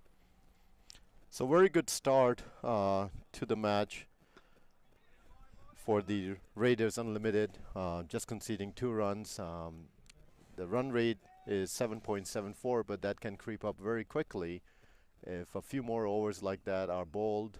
Even if there are no wickets falling, the run rate could certainly creep up and go up to 8+. Punching it well, Sami Aslam wanted a single but sent back. Thought maybe Stephen Taylor could have got to the other end. He's quick. Taylor, single for you? Yeah, both the lefties are strong batters. We have seen them make runs. The good thing for the fielding side is we got 2 left-handers. If there was right-left combination, then it creates some issues on the field. But this is a good start thus far. Nicely played ball towards the backward point region for 4 runs. Yeah, and that is what Stephen Taylor is very capable of, as well as Sami Aslam.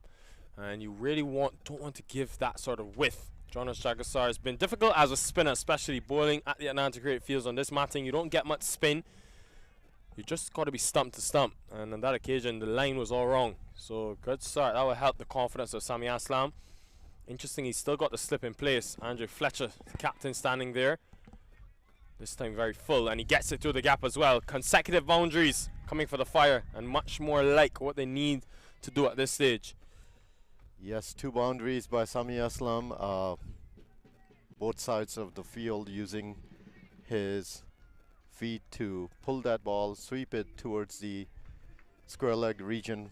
And the outfield is very quick, so anytime the ball passes the fielder, it will run away to the boundary. So Sami Aslam is certainly making up the runs from the last over. He has hit 2 boundaries. He's on 9 runs. Second over bowling score is on 10.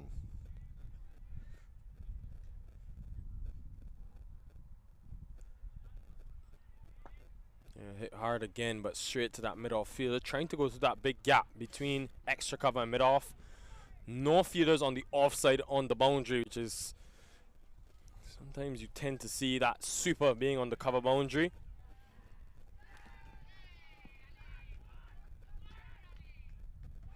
This ball is hit up in the air. There's a fielder there. Will he get there?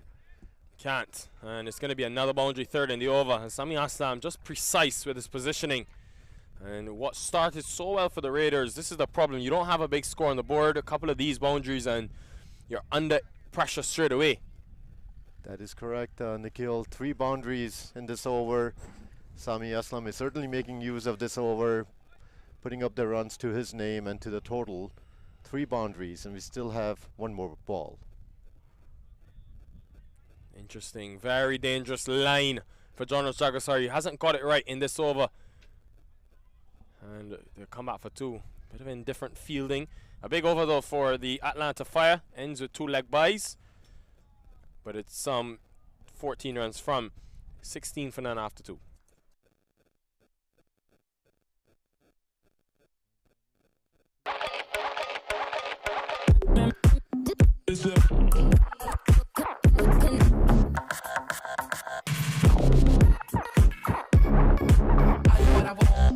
So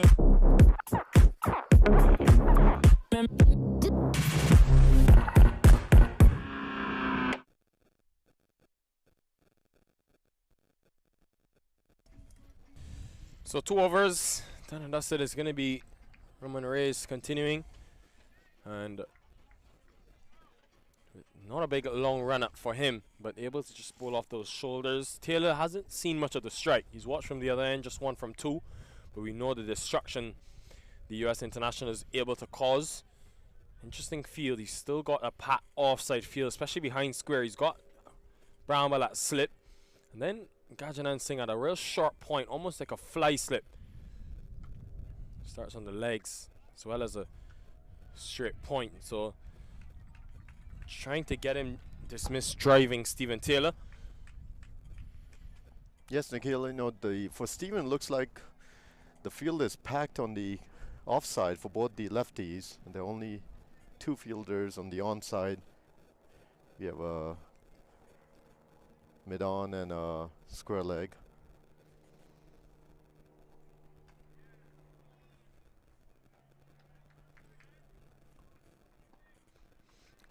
Good line of length so far from Roman Reyes, and he's been pretty consistent. Be interesting to see how Fletcher uses him. Does he try to go probably through on the trot in the power play looking to get a wicket, or does he save him and try to take the game as deep as possible? With the runs that came off the last over, and now, you know, singles coming on, so long as these 2 batters play the power play overs, I think they will make the chase a lot easier for the Atlanta Fire. Goes over mid-off this time. Gorgeous from Taylor. And it was only a matter of time, he felt, before he played one of these aggressive shots he's known to play. I think Stephen wanted to make sure that he also had some boundaries to his name. Sami Aslam had hit 3 boundaries in the last over, and Taylor joins the show, striking that ball over the mid-off fielder. So Nikhil, how has your stay been in Atlanta? You know, this is your 2nd Atlanta Open. Obviously, the weather has been nice. Hope you've been enjoying your stay in Atlanta. Always brilliant in this country. And the Atlanta Open makes it even better. 2nd edition, and definitely one that I think will continue to grow a tournament. And this time off the outside edge, there is that deep third fielder, but he can't get around. So real runs being conceded at the moment, and not a bad line and length from Roman Reyes. He's got a pat offside field for that drive, but Stephen Taylor just going hard, and in the end working to his benefit. Yeah, I think the fielders are certainly set up for that kind of a ball. The third man was just fine and unfortunately wasn't able to get there, but he is bowling to his field, is packed on the offside, and the opportunity to try to get a wicket will be seen in the coming. There's an opportunity. Yeah, really should have been taken, because the fielder did well to make that dive, got in line with it, but I think he just tangled his hands up. Looking to catch that reverse cut was always going to be difficult because of how low it was, and in the end, Stephen Taylor, big let off for him. Yes, I think this would have been a tremendous wicket for the team. Unfortunately, he was able to touch the ball, but not able to put his both hands on it. So Stephen gets an opportunity. This time pounced, but Andre Fletcher, probably the one fielder you don't want to hit it to at that point. But a good over for the Fire. The runs continue to flow, 11 from it, 27 for none after 3.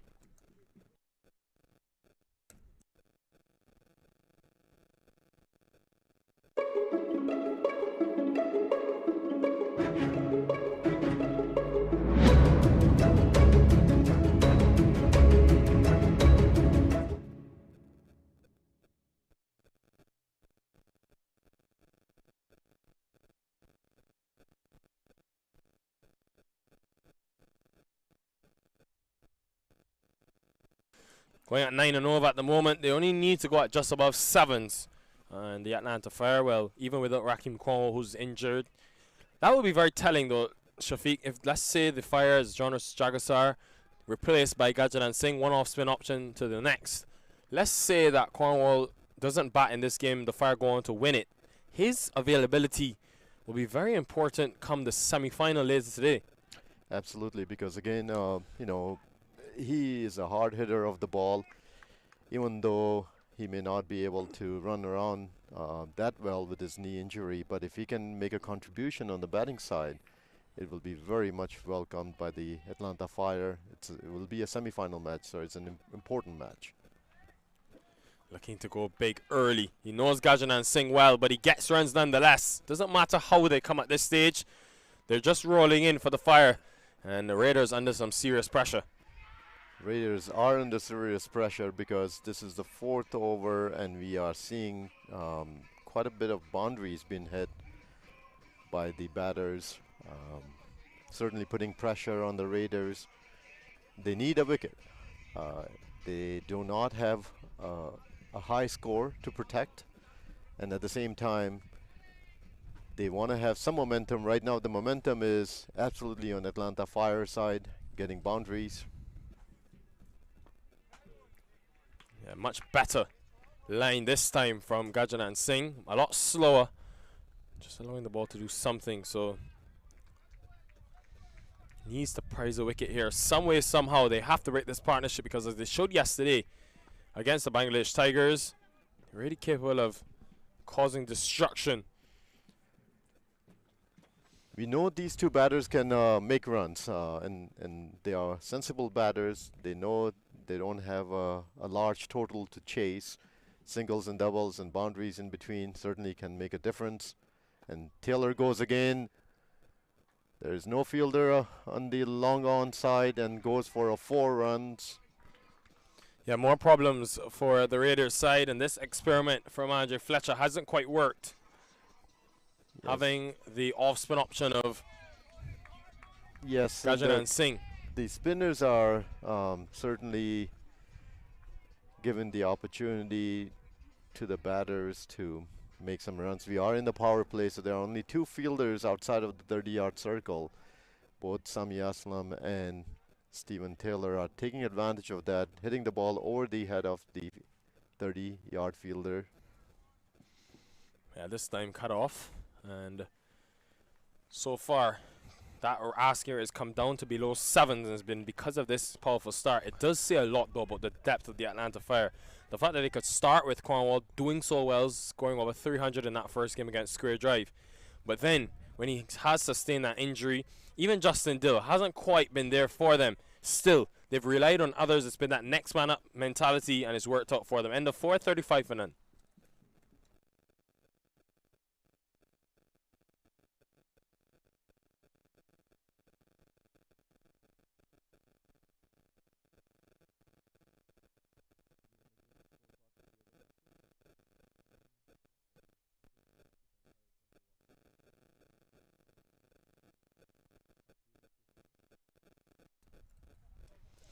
So 2 overs remaining in this power play. Of course, 4 quarterfinals happening around the grounds for you.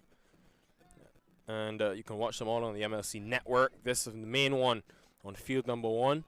But Stallions up against Sam Army. The Bangladesh Tigers taking on the Lightning. And the Knight Riders up against Stallions X. That game very interesting because you've got 2 very powerful lineups battling it out. Of course, this is the knockout stages of the tournament. Shafiq, and it's come around pretty quickly. Day number 4 of the Atlanta Open. 1 more day to come, and tomorrow being the final, just 1 game. So yes, and this stage of the tournament we have strong teams that are playing in the quarterfinal matches. Obviously we have an exciting day of cricket today. Mohammad Asif continuing, and he's hit straight back over his head, and a man that Sami Aslam knows well, both from Pakistan, smoking him all the way for 6, the first of the innings. And the runs just continue to flow. They're getting better and better, the Atlanta Fire. And you can just watch the body language of the Raiders. Clearly, they know that this game is slipping away from them. Yes, I think Raiders need to, get their hands together, maybe do some clapping or encouraging to get back in this game, because the openers are certainly taking the match away from them. They are hitting boundaries, and Raiders will need to get back in this game if they want to have any chance of remaining in this game. Otherwise, this match will be done very quickly. So two left-handers, not a tactic you see very often in T20 cricket, but the Fire are not too phased by the amount of left-handers they've got. They're letting their best batters go early, and still Aaron Jones to come at 3, the captain. Still Jamar Hamilton, who played a scintillating innings yesterday. A lot of batting depth. Are they the team to beat, you think, in this Atlanta Open, the Fire? I do believe so, for two reasons. I think not only the fact that they have individual talent all across from 1 to 11, but they have the chemistry also. Most of these players have played together in the minor league team. So they do have the opportunity. This ball is in the gap and over the infield. Surprisingly, no deep mid-wicket fielder. In ES, you're only allowed 2 outside the circle, but he's got them both on the offside.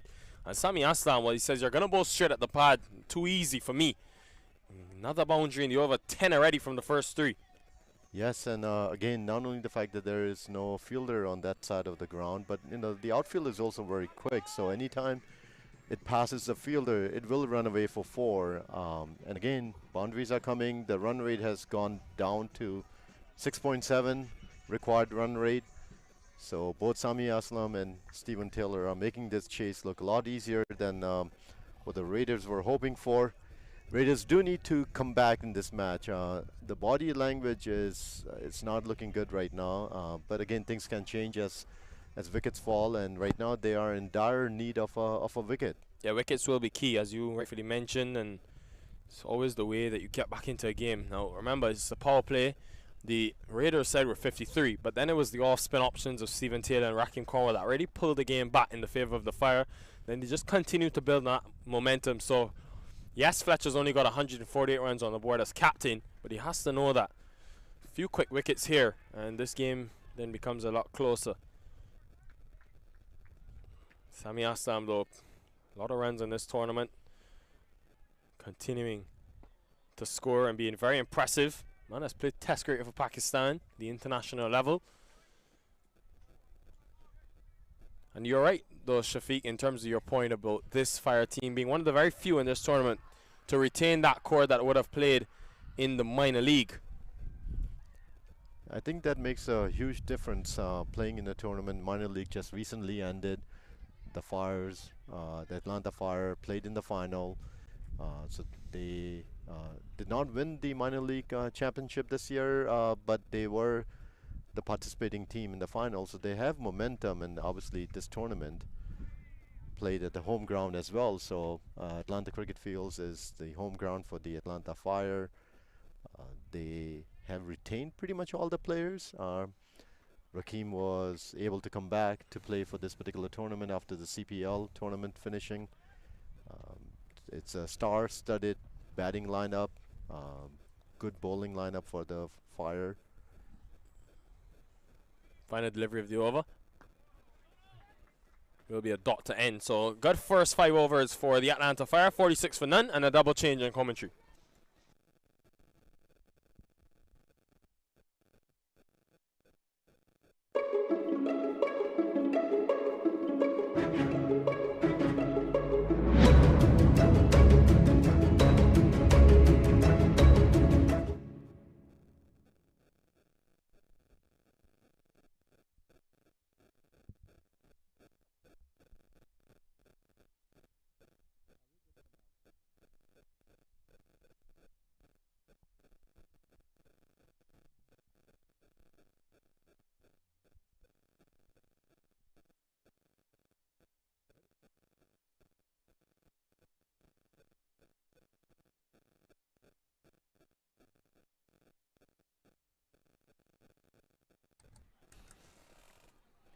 So 5 overs gone, 46 for 1. Gajanan Singh continues. Aslam is cutting and cutting well. What a welcome way to bring Brian Walters into the box. A lovely shot from Sami Aslam. What a greeting for you. Well, as the old former left-handed batter in me loves to see a left-hander playing through the offside, Andre Fletcher doesn't have a lot of options here. He's defending a score that is really far below par. So you want to think that he has to take wickets And so you certainly understand him bringing in Gajanan Singh, the finger spinner, right-handed finger spinner, bowling to these two left-handers. If there's any turn, it would be away from the lefties. But, geez, you're still inside the power play, and you're at the mercy of what Sami Aslam and Stephen Taylor want to do to you. And Aslam has really been among the runs, and I'll tell you his scores in just a second, and you'll see how good he has been. And you're right on that. No pressure on any batting team, chasing 149. 50 on the board. And the Atlanta Fire, well put together squad, and they've really produced the goods so far. Gajanan Singh, the off spinner, has had a very good bowling series. And Aslam just guiding that ball away, swept away. That's a lovely shot again from Sami Aslam. So he continues to bat well. A couple of fours in this over, and whether it's on the off stump or on the leg side, 4 runs here for Sami Aslam. Looking at the replay, 2 straight, drifting down the leg side. That would have missed probably an entirely different set of stumps. Just entirely 2 straight. Fine leg inside the circle. Just absolutely cannot afford to bowl that line. And again, we're still inside the power play lane. It's still 4 balls, make that 3 balls remaining here in the power play.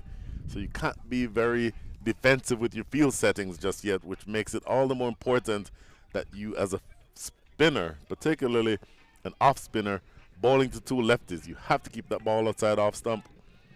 And Gajanan Singh failing to do that on that occasion and gets punished for it. So Aslam in this season, 53 not out, 74 not out, 27. He's really been among the runs coming into this game. 154 runs in the series. And he started pretty well. Into the onside. Look at that. Consecutive boundaries of the bowling of Gajanan Singh. And it's easy food here for Sami Aslam. 3 fours in this over of the left-hander's bat. A quality player is Sami Aslam, and he continues to bat well. Consecutive 4s indeed. 3 out of 4 deliveries have been dispatched by Sami Aslam for 4. Once again, 2 straight. This one maybe targeting, that might have missed leg stump, but it was a little straighter than the previous delivery. But still easily slapped away to square leg by Sami Aslam for 4. Now, interestingly, that you mentioned, he scored 151, 154 runs. He's been dismissed once, which means that his average is 154. That'd be a little quirk for those of you who don't know how cricket scores or cricket averages are calculated. It's not the number of runs that you score divided by the number of innings that you have. It's the number of runs that you score divided by the number of times that you've been dismissed. So he has the advantage of averaging 154 and not having any single inning go anywhere close to 100. Aaron Jones also averaging 99, and that is because a big innings of 83 not out, and then he got a 16. So the boys are enjoying some big averages. Well put together Atlanta Fire batting lineup. We talked about Cornwall, Aaron Jones to come, Taylor, Zia Shazad, Jamar Hamilton, some of the top players. And ball cut away. The fielder would have done well. In fact, it goes through the fielder. And look at that, 3 consecutive boundaries. Make that 4 in the over. 3 of them in a row of the bat of Sami Aslam. Well, he adjusted his line, and that one was on off stump. You'd really, if you're Gajanan Singh, you really would have wanted your fielder at backward point to do better than that. He got down in time to stop it, but it just unfortunately went right under. Not sure exactly how it passed him, actually. It appears that he gave it the benefit of blocking or potential blocking it with his entire body, but somehow it slipped through and went away for 4. 16 from the over with 1 ball to come. And so he brings out the big heave. And this one is gone straight towards the side screen and is sailing over the area. And that is gone for a massive 6. What runs in this over of the bowling of Gajanan Singh. 22 runs coming off this over, Brian. The most brutal of them all seem advancing down the wicket. Just a little shimmy and lofting it over long off.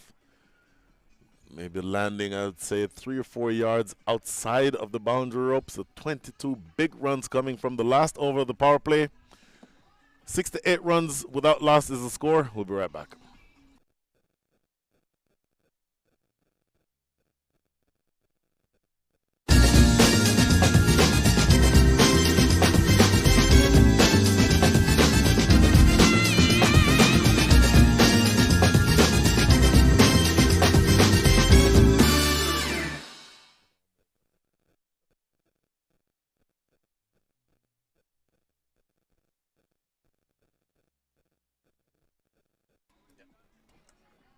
So an over that has gone for 22. Big over there for Sami Aslam and Atlanta Fire. And Brian, not that they needed any big over, but it has really come because of the class of Sami Aslam. Really a quality player. Sami Aslam, you went through his stats already. A brilliant batter. Now, the man who is at the other end is not exactly shrinking violet himself. Stephen Taylor crashing this one through the offside that has the legs to run away for 4. Mohamed Asif being treated very rudely here in his second over. Yeah, the class of Stephen Taylor. Lovely off drive. Drove it pretty well. He finds the gap. And off the bowling of Mohamed Asif. Take a look at this one. All class in the world from Stephen Taylor. Good stroke player. He loves the offside. If you've seen Stephen Taylor bat from time to time, his preferred area is the offside. And that's a classic drive on a very fast outfield here at the Atlanta Cricket Field. Lanier might be prejudiced. There's no better sight in cricket than a left-hander driving through the covers. So Mohamed Asif comes back for his second over. First over would have gone pretty expensive for 11 runs. And you get the feeling, Brian, that the intensity of the Raiders Unlimited have seemed to dissipate. As we've seen, not a big score to defend, and we have seen they've come up against Sami Aslam and Stephen Taylor. And so far they've put on 73 for no loss. Well, they started out very aggressively. Captain Andre Fletcher with 2 slips in the first over, looking to take wickets, but it has not worked out the way that they wanted it to. Asif bowling a good delivery here. So I mentioned that it has not worked out the way that they've wanted, and so you've sort of gotten the feeling just looking at them. Hands are on the hips. Sort of a malaise has set into the entire field. Everyone just almost seems to have already been beaten. So ball cut away here by Sami Aslam. He continues to bat well, and I get the feeling that Sami Aslam could come back with another not out innings here today. And so we'll have to add that on to 154 and still divided by 1. It's still divided by 1. Imagine, he could score 100, then be out, and his average would come down. So 74 on the board so far. And this one sliding down the leg side goes through to the wicketkeeper, Project Kumar Moody. Not given as a wide. Umpire Saravana Kumar Venkatesan having a little bit of a look and maybe deciding that that might have clipped the pad of Stephen Taylor going down the leg side. Taylor not happy with that decision. So again, taking on the pad, a bit of an appeal. Now let's say is umpire Saravana Kumar. That will complete over number 7. And after 7 is 74 without loss.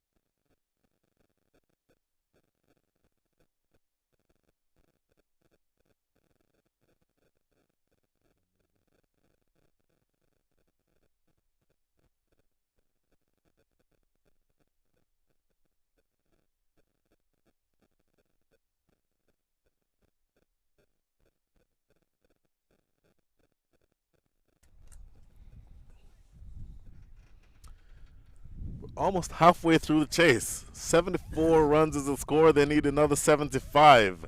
And we're just outside the power play. My goodness.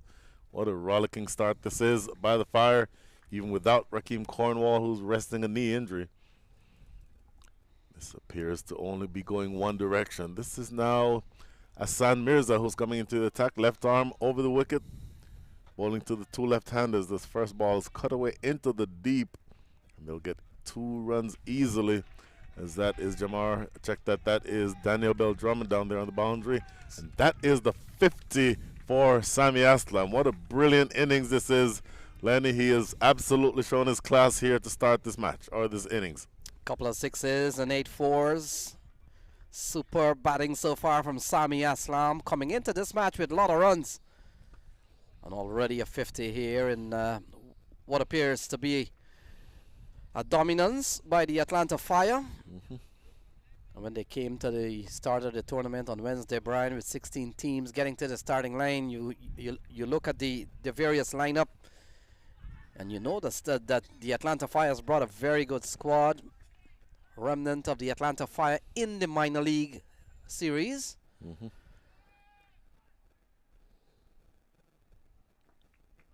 And you look at some of the players, the 2 batters out in the middle, for example, Stephen Taylor, Sami Aslam. Stephen Taylor would have just returned from Africa, where he been part of the U.S. international team, always busy traveling around the country, and whenever he comes back to these shores, always active, playing in some tournament across the country. Always a busy man, Stephen Taylor. That's a good-looking shot from Stephen Taylor. Will he find the gap? In fact, he will. And so Stephen Taylor gets into the act, and that's a lovely shot straight down the ground off the bat of Stephen Taylor. Score goes up to 81. Take a look at this one.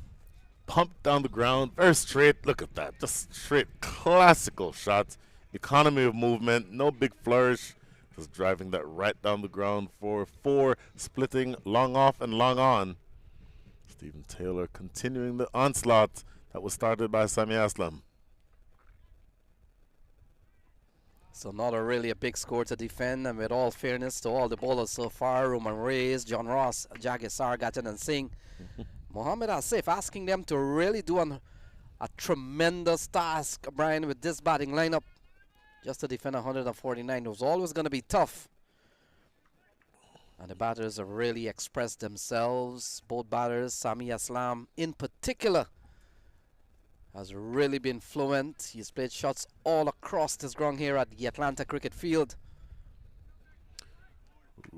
And from time to time, we've seen Stephen Taylor getting into the act. We'll talk about that. 8 overs gone, 81 without loss.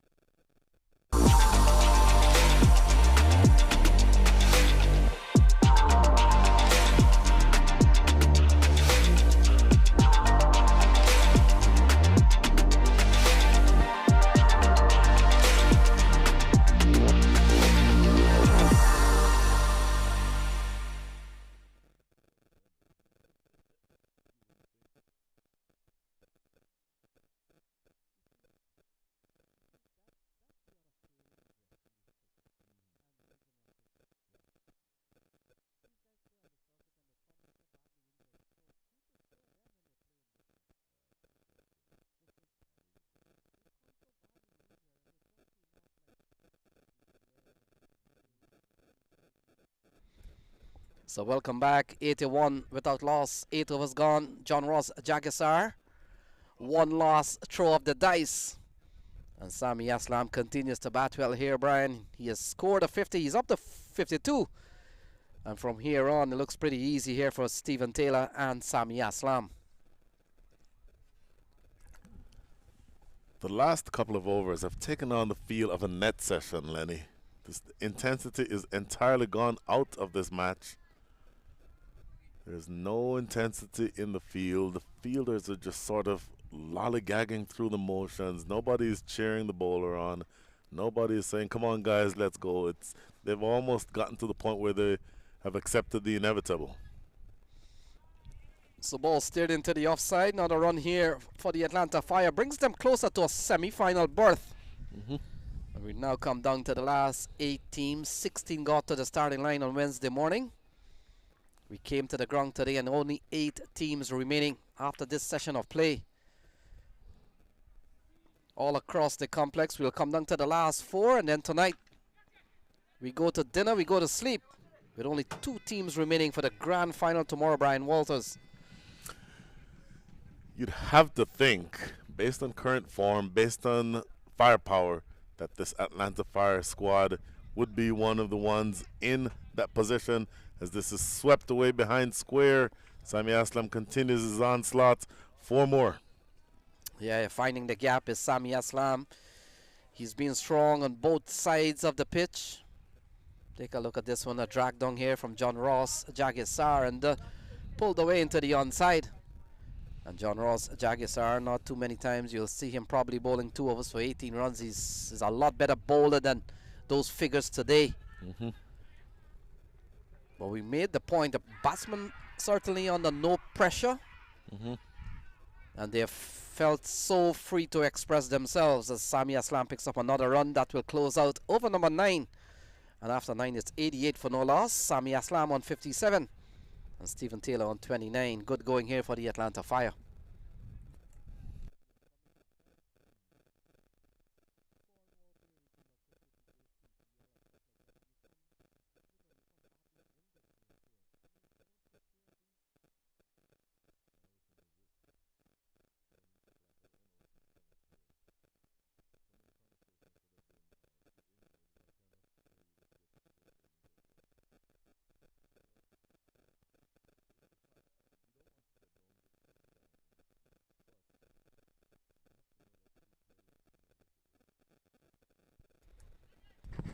So the cricket continues, 6-1 to win from 66 balls.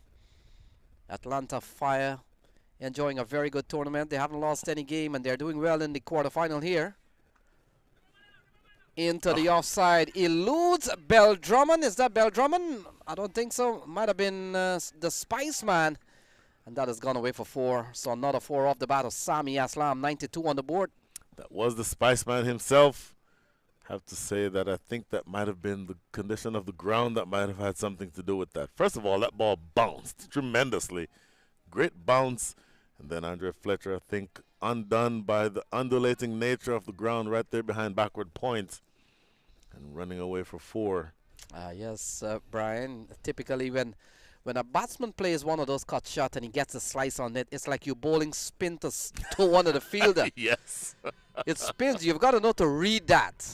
A lot of times, sometimes for novices who are playing the game, they'll come and go the wrong side. Like you see fielder charging in towards a lofted sliced ball, and then immediately it lands 3 feet away from them and cut away like it was a leg break. I know exactly what you mean. So Sami Aslam remains on 61. He has really helped the cause of the Atlanta Fire. A man who played for one of the West Coast team in the minor leagues, so he's not a regular member of the Atlanta Fire in the past. And he joins Stephen Taylor, who's been there from a long time with this Atlanta Fire lineup. And the likes of Corney Dry, of course, Raheem Cornwall would have been there this year, Jamar Hamilton, Aaron Jones himself, Amila Aponso, Everroy Dye. They'll come back for a couple of runs, so even their running are beginning to come off. And Sami Aslam goes up to 63, another big score for him. Well, again, I just made the point that this feels like a net session. No sort of urgency at all. Even the batters, some of these balls that ordinarily, if they were chasing something bigger, they might have been going after, just essentially just defending them. Just adding to the point that this feels more like a net session than a chase in a knockout match. So Aslam picks up another run, but rest assured, Brian, as we have seen so much cricket games over time, it's going to get intensified as we get into the semi-final. I guess in some ways you could say this being a 1 versus 8 matchup, you know, the cream comes to the top eventually. And so the team that is at this stage appears to be winning is the team that you'd expect to win. And so maybe not the biggest shocker, but yes, as we start coming down to the business end, you'd expect these games to be closer and more intense. So punched away by Stephen Taylor. Fielder will come around. He does well to keep the ball in play. And that's Daniel Bell Drummond. So they come back for a couple of runs. And so 2 more runs here. And that will conclude things at the end of 10. It's 97 for no loss.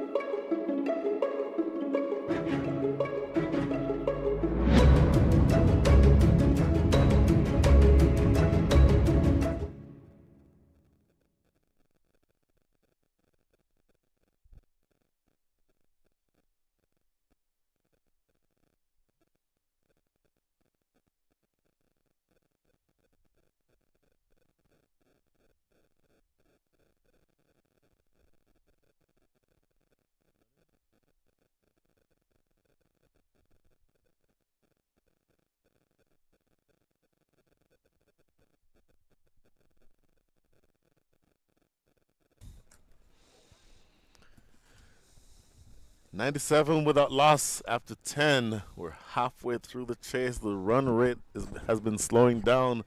But as I made the point a few times, Leonard, this just feels like an extended net session.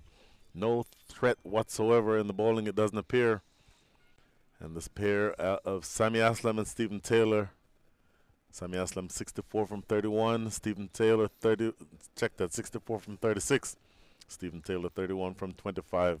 Neither seems to be in any danger whatsoever, and you see Sammy Aslam doing what he does, lofting this one over extra cover for yet another boundary, and that brings up the 100. 100 in fine style, undefeated so far. And a lovely shot to bring it up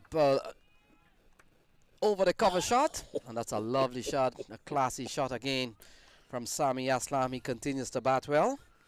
He goes up to 68. His highest score so far has been 74 not out, Brian. So he's on the verge of probably overhauling that one. 101 on the board. Easy work here from Stephen Taylor and Sammy Aslam. In a tournament that the Atlanta Fire is enjoying some bit of dominance. They haven't lost a game with wins against Square Drive, RDU, and Bangladesh Tigers of USA. They've really come to the fore. They're in the last 8, and it looks like from the way things are looking here, they'll go into the last 4. Boy, looking at Anthony Bramble, who's standing at cover. He's a right-handed batter. He was just replaying or rehearsing a left-handed off drive, mimicking the shot that Sammy Aslam just played. So that might give you a sense of where things are headed. It's almost like the thought is no longer that let's try to win this game or let's see what we need to do to take a wicket. They've just pretty much accepted the inevitable at this stage. So the Raiders Unlimited would have come out of Group C. Atlanta Fire comes out of Group B. And John Ross Jagisar would have relished the opportunity. Oh, well stopped by one of the fielder there. That ball would have gone for 4, but that's a very good fielding save by the man inside of the circle. Might have been Shahid Ahmadzai. He absolutely saved 4. No one in the deep at third man. And that certainly would have raced away for 4. Oh, up and over. And that's a lovely shot again from Sammy Aslam. But will not find the boundary fielder will come around, but that's a good looking shot again. He goes up to 69. It's 102 without loss. Great looking shot. This time he got it a little square, which provided enough time for that fielder sweeping on the offside to make a few yards to his left and cut that off. Oh, now looking for the big sweep is Stephen Taylor. Gets a thick under edge and it races very fine, too fine for the short fine leg fielder, and runs continue to pour here. Stephen Taylor now moving on to 35 from 26 with 7 fours. Sammy Aslam 69 from 39, 11 fours and 2 sixes. Score moving on to 106 with just 1 ball remaining here in the 11th over. Another 43 runs to get, Lenny. Yeah, Taylor's been among the runs. He's got a 50 already, got a 53, got a 39, and got a 4. Today he's on 35. And so both batters out in the middle more than anything else. Brian Walters trying to get some batting practice for the last 4. So 11 gone, it's 106 without loss.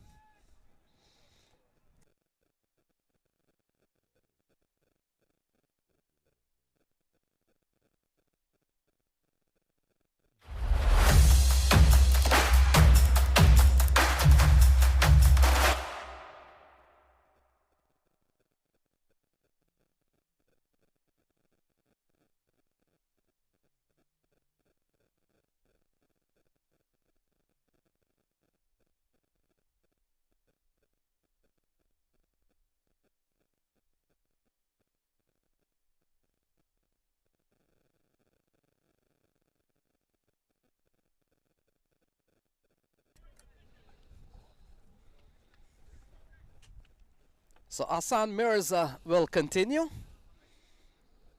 He's bowled a couple of overs. He's given up 16 runs so far, going essentially at 8 runs and over.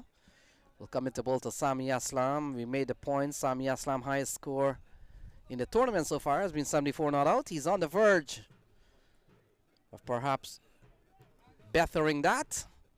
And this one steered towards the third man area, can't score.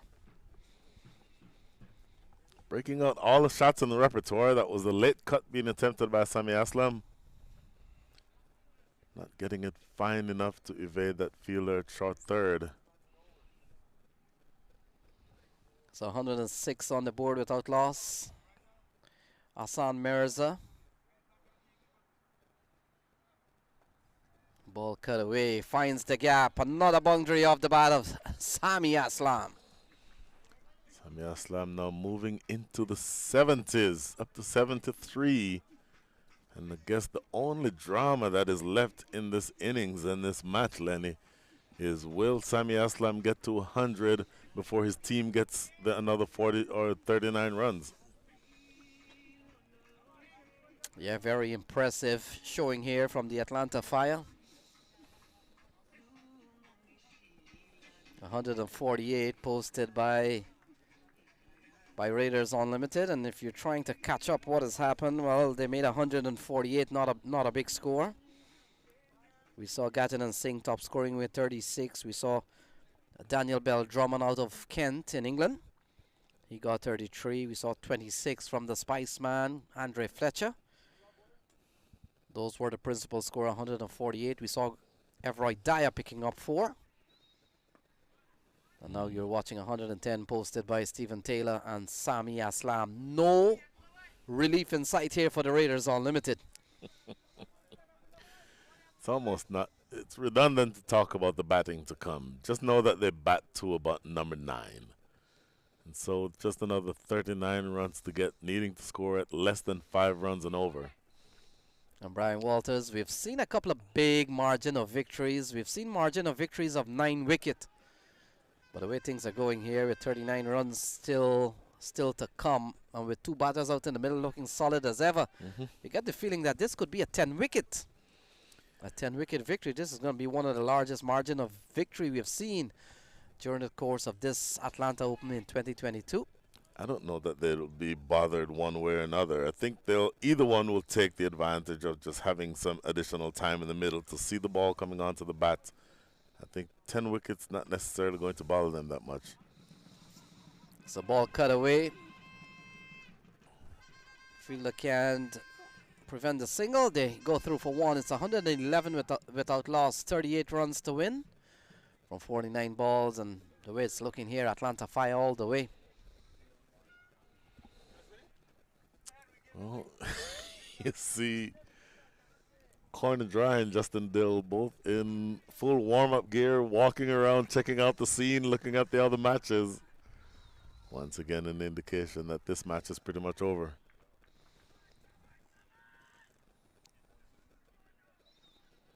So Taylor goes towards the square leg area, picks up another single as things winds down here. It's 112 without loss, 12 overs gone.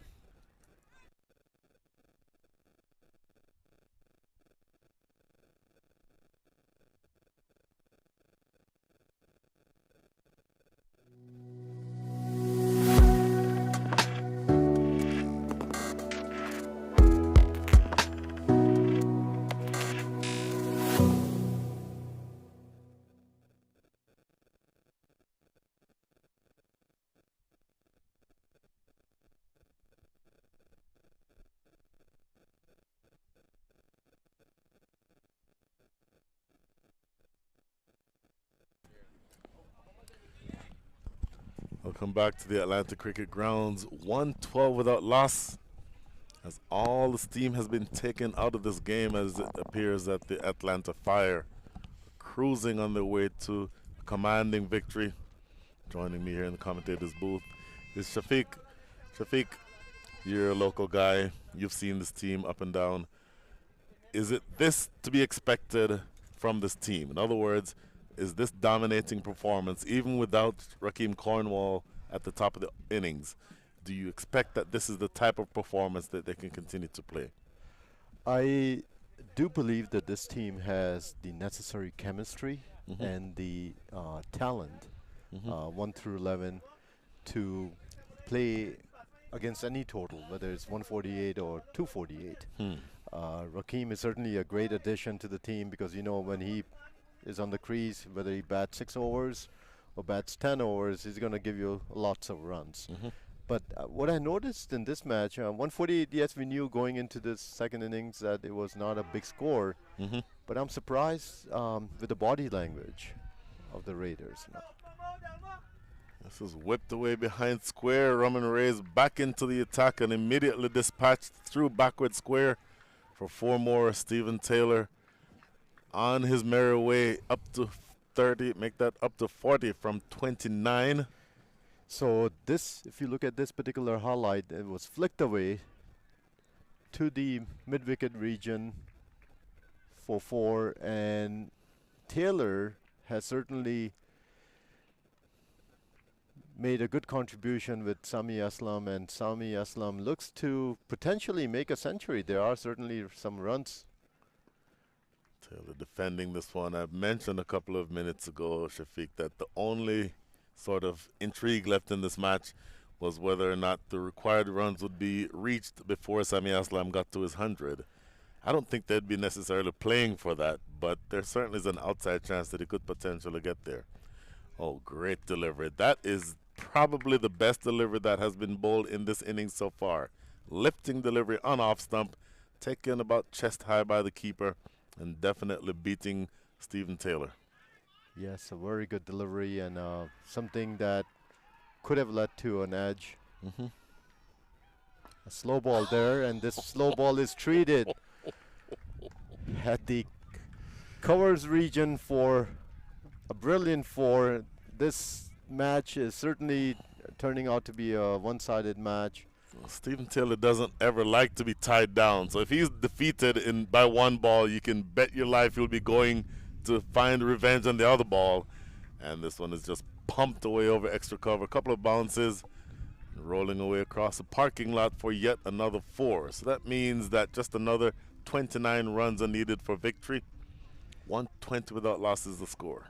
So, Brian, one thing that I think Fire will walk away very confident is the fact that even with Rakeem in the dugout, the opening pair can put up some good runs. We saw that yesterday as well, you know. Absolutely. This one just punched down to long off for a single. Once again, just sort of going through the motions. But I agree with you. It really does help that you have somebody of the caliber of Rakeem Cornwall who, if he's ailing physically, you can keep him out. You can hold him back. No need to use him in this type of match. Maybe you save him back for later on when the matches are going to get a little bit tougher. But you certainly bat deep enough that even if you miss a Rakeem Cornwall, it does not appear that there's much trouble for the others, as this is just punched into the leg side. Get 1. Good to see 4 fielders converging on that ball. Even though effectively this is a losing battle underway, they still are at least hustling to get to that ball. So 10 runs coming from that over with, I believe, 1 ball remaining. We'll confirm that in just a minute. I think that's an over. And that is the over. So that is the end of the 13th over. 122 without loss.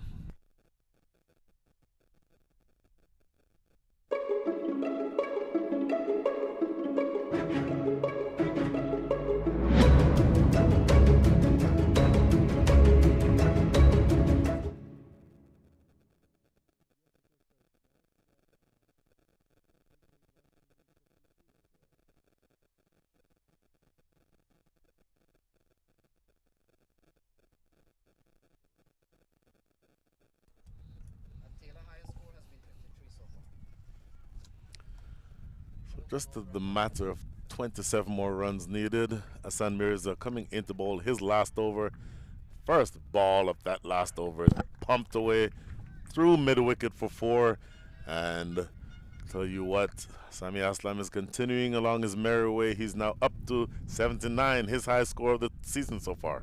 So looking at this particular replay, I mean, he had already made up his mind he was going to go for it and just swipe that ball to the mid-wicket region. So it's great to see Sami Aslam making good contribution pretty much every match for the Atlanta Fire. He has had, this is his third 50 in this tournament. I'm just playing at the backward point. Good field setting, but you know, there's earlier on they were looking to take wickets. You saw 2 slips at one stage. In fact, when the match was started, when the innings was started, you saw both Fletcher and Bramble at first and second slip respectively. The idea of trying to take wickets appears to just have dissipated as they're just waiting for the inevitable. Yeah, I think these two batters took away the match in the power play because, again, not only the fact that they did not give any chances, but also continued to hit boundaries, which demoralized the Raiders because their hope was that, hey, if we can get a couple of wickets in the power play, at least we have some momentum going into the 7th over and make this into a viable match. But unfortunately, that did not happen.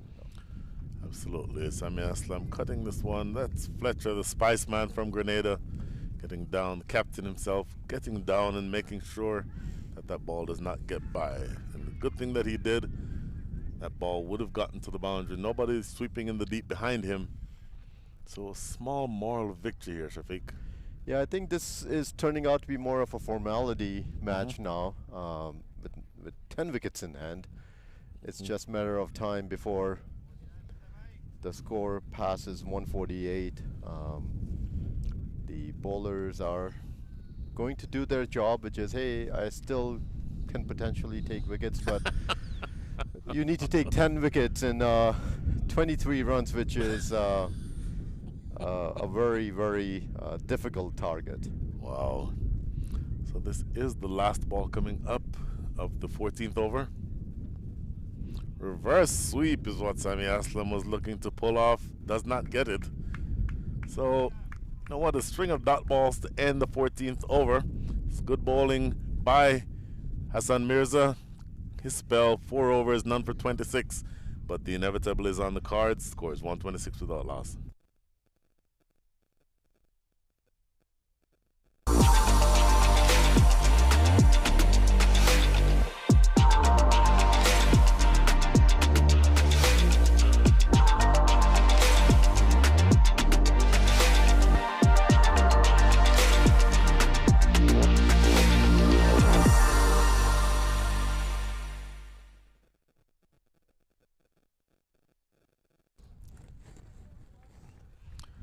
.26 without loss, and Mohamed Asif is coming back into the attack. So, Brian, I hope you've been enjoying your first Atlanta Open T20 tournament here at the Atlanta Cricket Fields. I know you are very familiar with the PV facility. This is an absolutely outstanding facility. In our part of the country, as this ball is just knocked into the offside for a single, our part of the country, we don't play much on matting. In fact, there is no such thing as matting in Houston or in Dallas or in Austin where I live. So it's a bit of a change. Haven't seen much cricket like this. I've been really interested to see how these matting wickets play. And obviously it's a synthetic surface. But for the most part, you still can have competitive games on it. Yeah, these matting wickets are such that they can be batter's paradise, especially if the ball is coming to you, which we have seen in this tournament because we have seen many 200 plus runs. Yes, this is probably the bigger ground out of the 4 grounds that are used, but the batters have been able to make many centuries in this tournament thus far. So not a common surface around the country, but certainly, again, this ball is hit in the covers region for 4 runs. Yeah, just helping that one over the top. Yet another sort of hit me ball. Mohamed Asif has looked sort of off the boil today, it has to be said.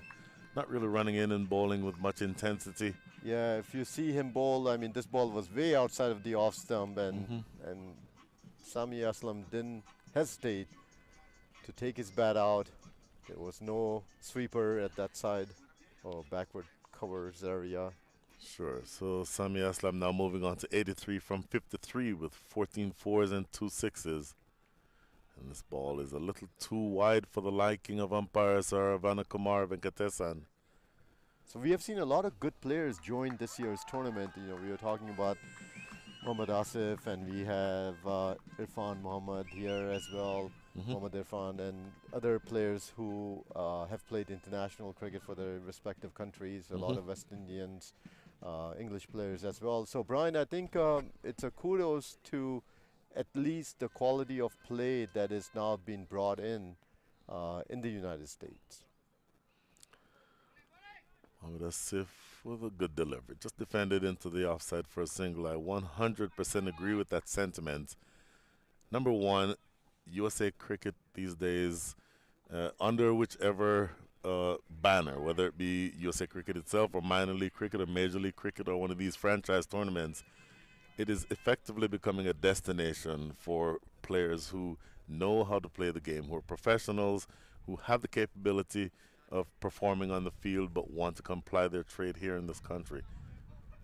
And you see a big, thick outside edge flying away, very fine, just eluding the grasp of the fielder, of the keeper rather, running away for fourth to third man. And Stephen Taylor, the absolutely brilliant left-handed opening batter for USA and for the Atlanta Fire, moves on to his 50. 50 from 34. 35 make that with 9 fours, make that 10 fours with that last one, and he gets on to 50. Good innings by Stephen Taylor. Yes, Stephen Taylor is someone that we know can make runs, whether it's for the national team or any other tournaments, minor league or money tournaments. He just went for that ball. Wow. That ball was hit with intention. Well, he clearly has it in his mind to get things over with. Advancing down the wicket to Mohammad Asif. And really it was a thick outside edge, but flying over the top of backward point and easily running away for 4. So that concludes the 15th over. Just the last 5 to come and another 9 runs to get.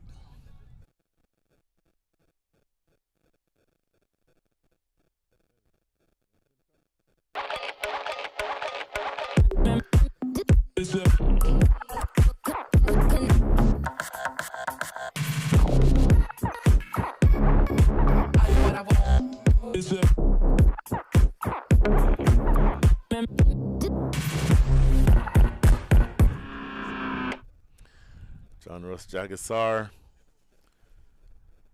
will be bowling to Sami Aslam. The question to be asked is this the last over with only 8 runs remaining? Sami Aslam on strike. He's working this one down to mid-wicket. Do they look for 2? They thought about it for a split second. Decide against it. So just another 7 runs remaining. And I think this will be a tremendous victory for the Atlanta Fire going to the semi-final match, convincingly winning this match with the openers and Rakeem Cornwell sitting in the dugout. So great accomplishment for the team. Absolutely. Stephen Taylor doing what Stephen Taylor does. Absolutely blasting that one. The scores are level. After that one brilliant stroke, Stephen Taylor just looking to close things out. I asked the question a second ago, is this going to be the last over? I think you have your answer. The answer has been handed to us by Stephen Taylor, saying, I heard you loud and clear. Don't worry, I got your back. So Stephen Taylor making it look very easy. 1 more run needed. Scores are tied, 148. And we are in the 16th over. So certainly a convincing victory for the Atlanta Fire. Stephen Taylor and Sami Aslam, both of them making good runs, making good contribution. Stephen Taylor now up to 60 from 37 with 11 fours and a 6. 24 fours and 3 sixes total in the innings so far. They're scoring 77% of their runs in 4s and 6s. That tells you something of the dominance of these two at the top of the order. I think Rakeem Cornwell set the stage for the team a couple of days ago, saying, "Don't worry about running the runs. I can make 200 just hitting boundaries out of my 205." You know, so you can make at least 60-70% of your runs off boundaries. So I think the players are saying, "Thank you, Rakeem, for inspiring us, and let us follow you." Here comes the ball. Everyone inside the circle. And I'll tell you what, that's a good piece of feeling. Oh yes, we don't want to get a run out on the last run. That would not be a good thing. Everyone inside the circle started to make the point, and just maybe a little bit of an effort by Stephen Taylor to complete things before the ball wasn't exactly knocked away. I think he was expecting it to miss Mohamed Asif, but credit to Mohamed Asif. He reaches down with one hand and snags it from running past him at short fine leg. Stephen Taylor almost caught himself short there.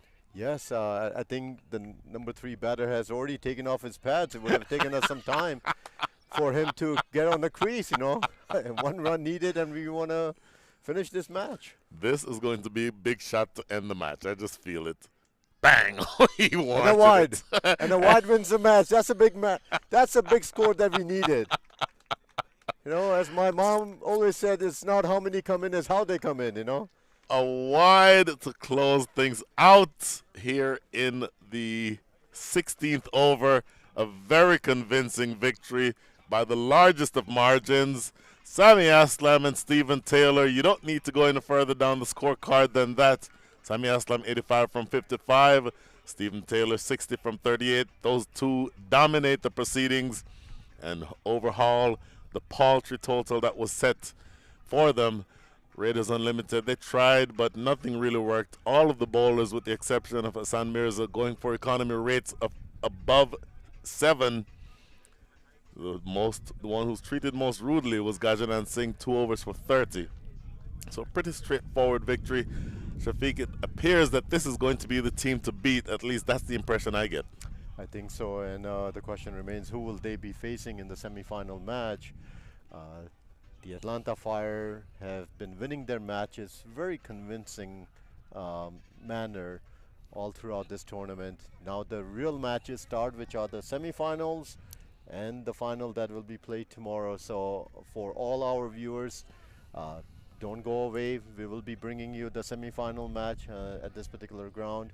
There'll be commentary coming in for the semi-final match as well. So thank you for joining us, and continue watching the Atlanta Open T20 tournament, and we will aim to bring you some exciting matches.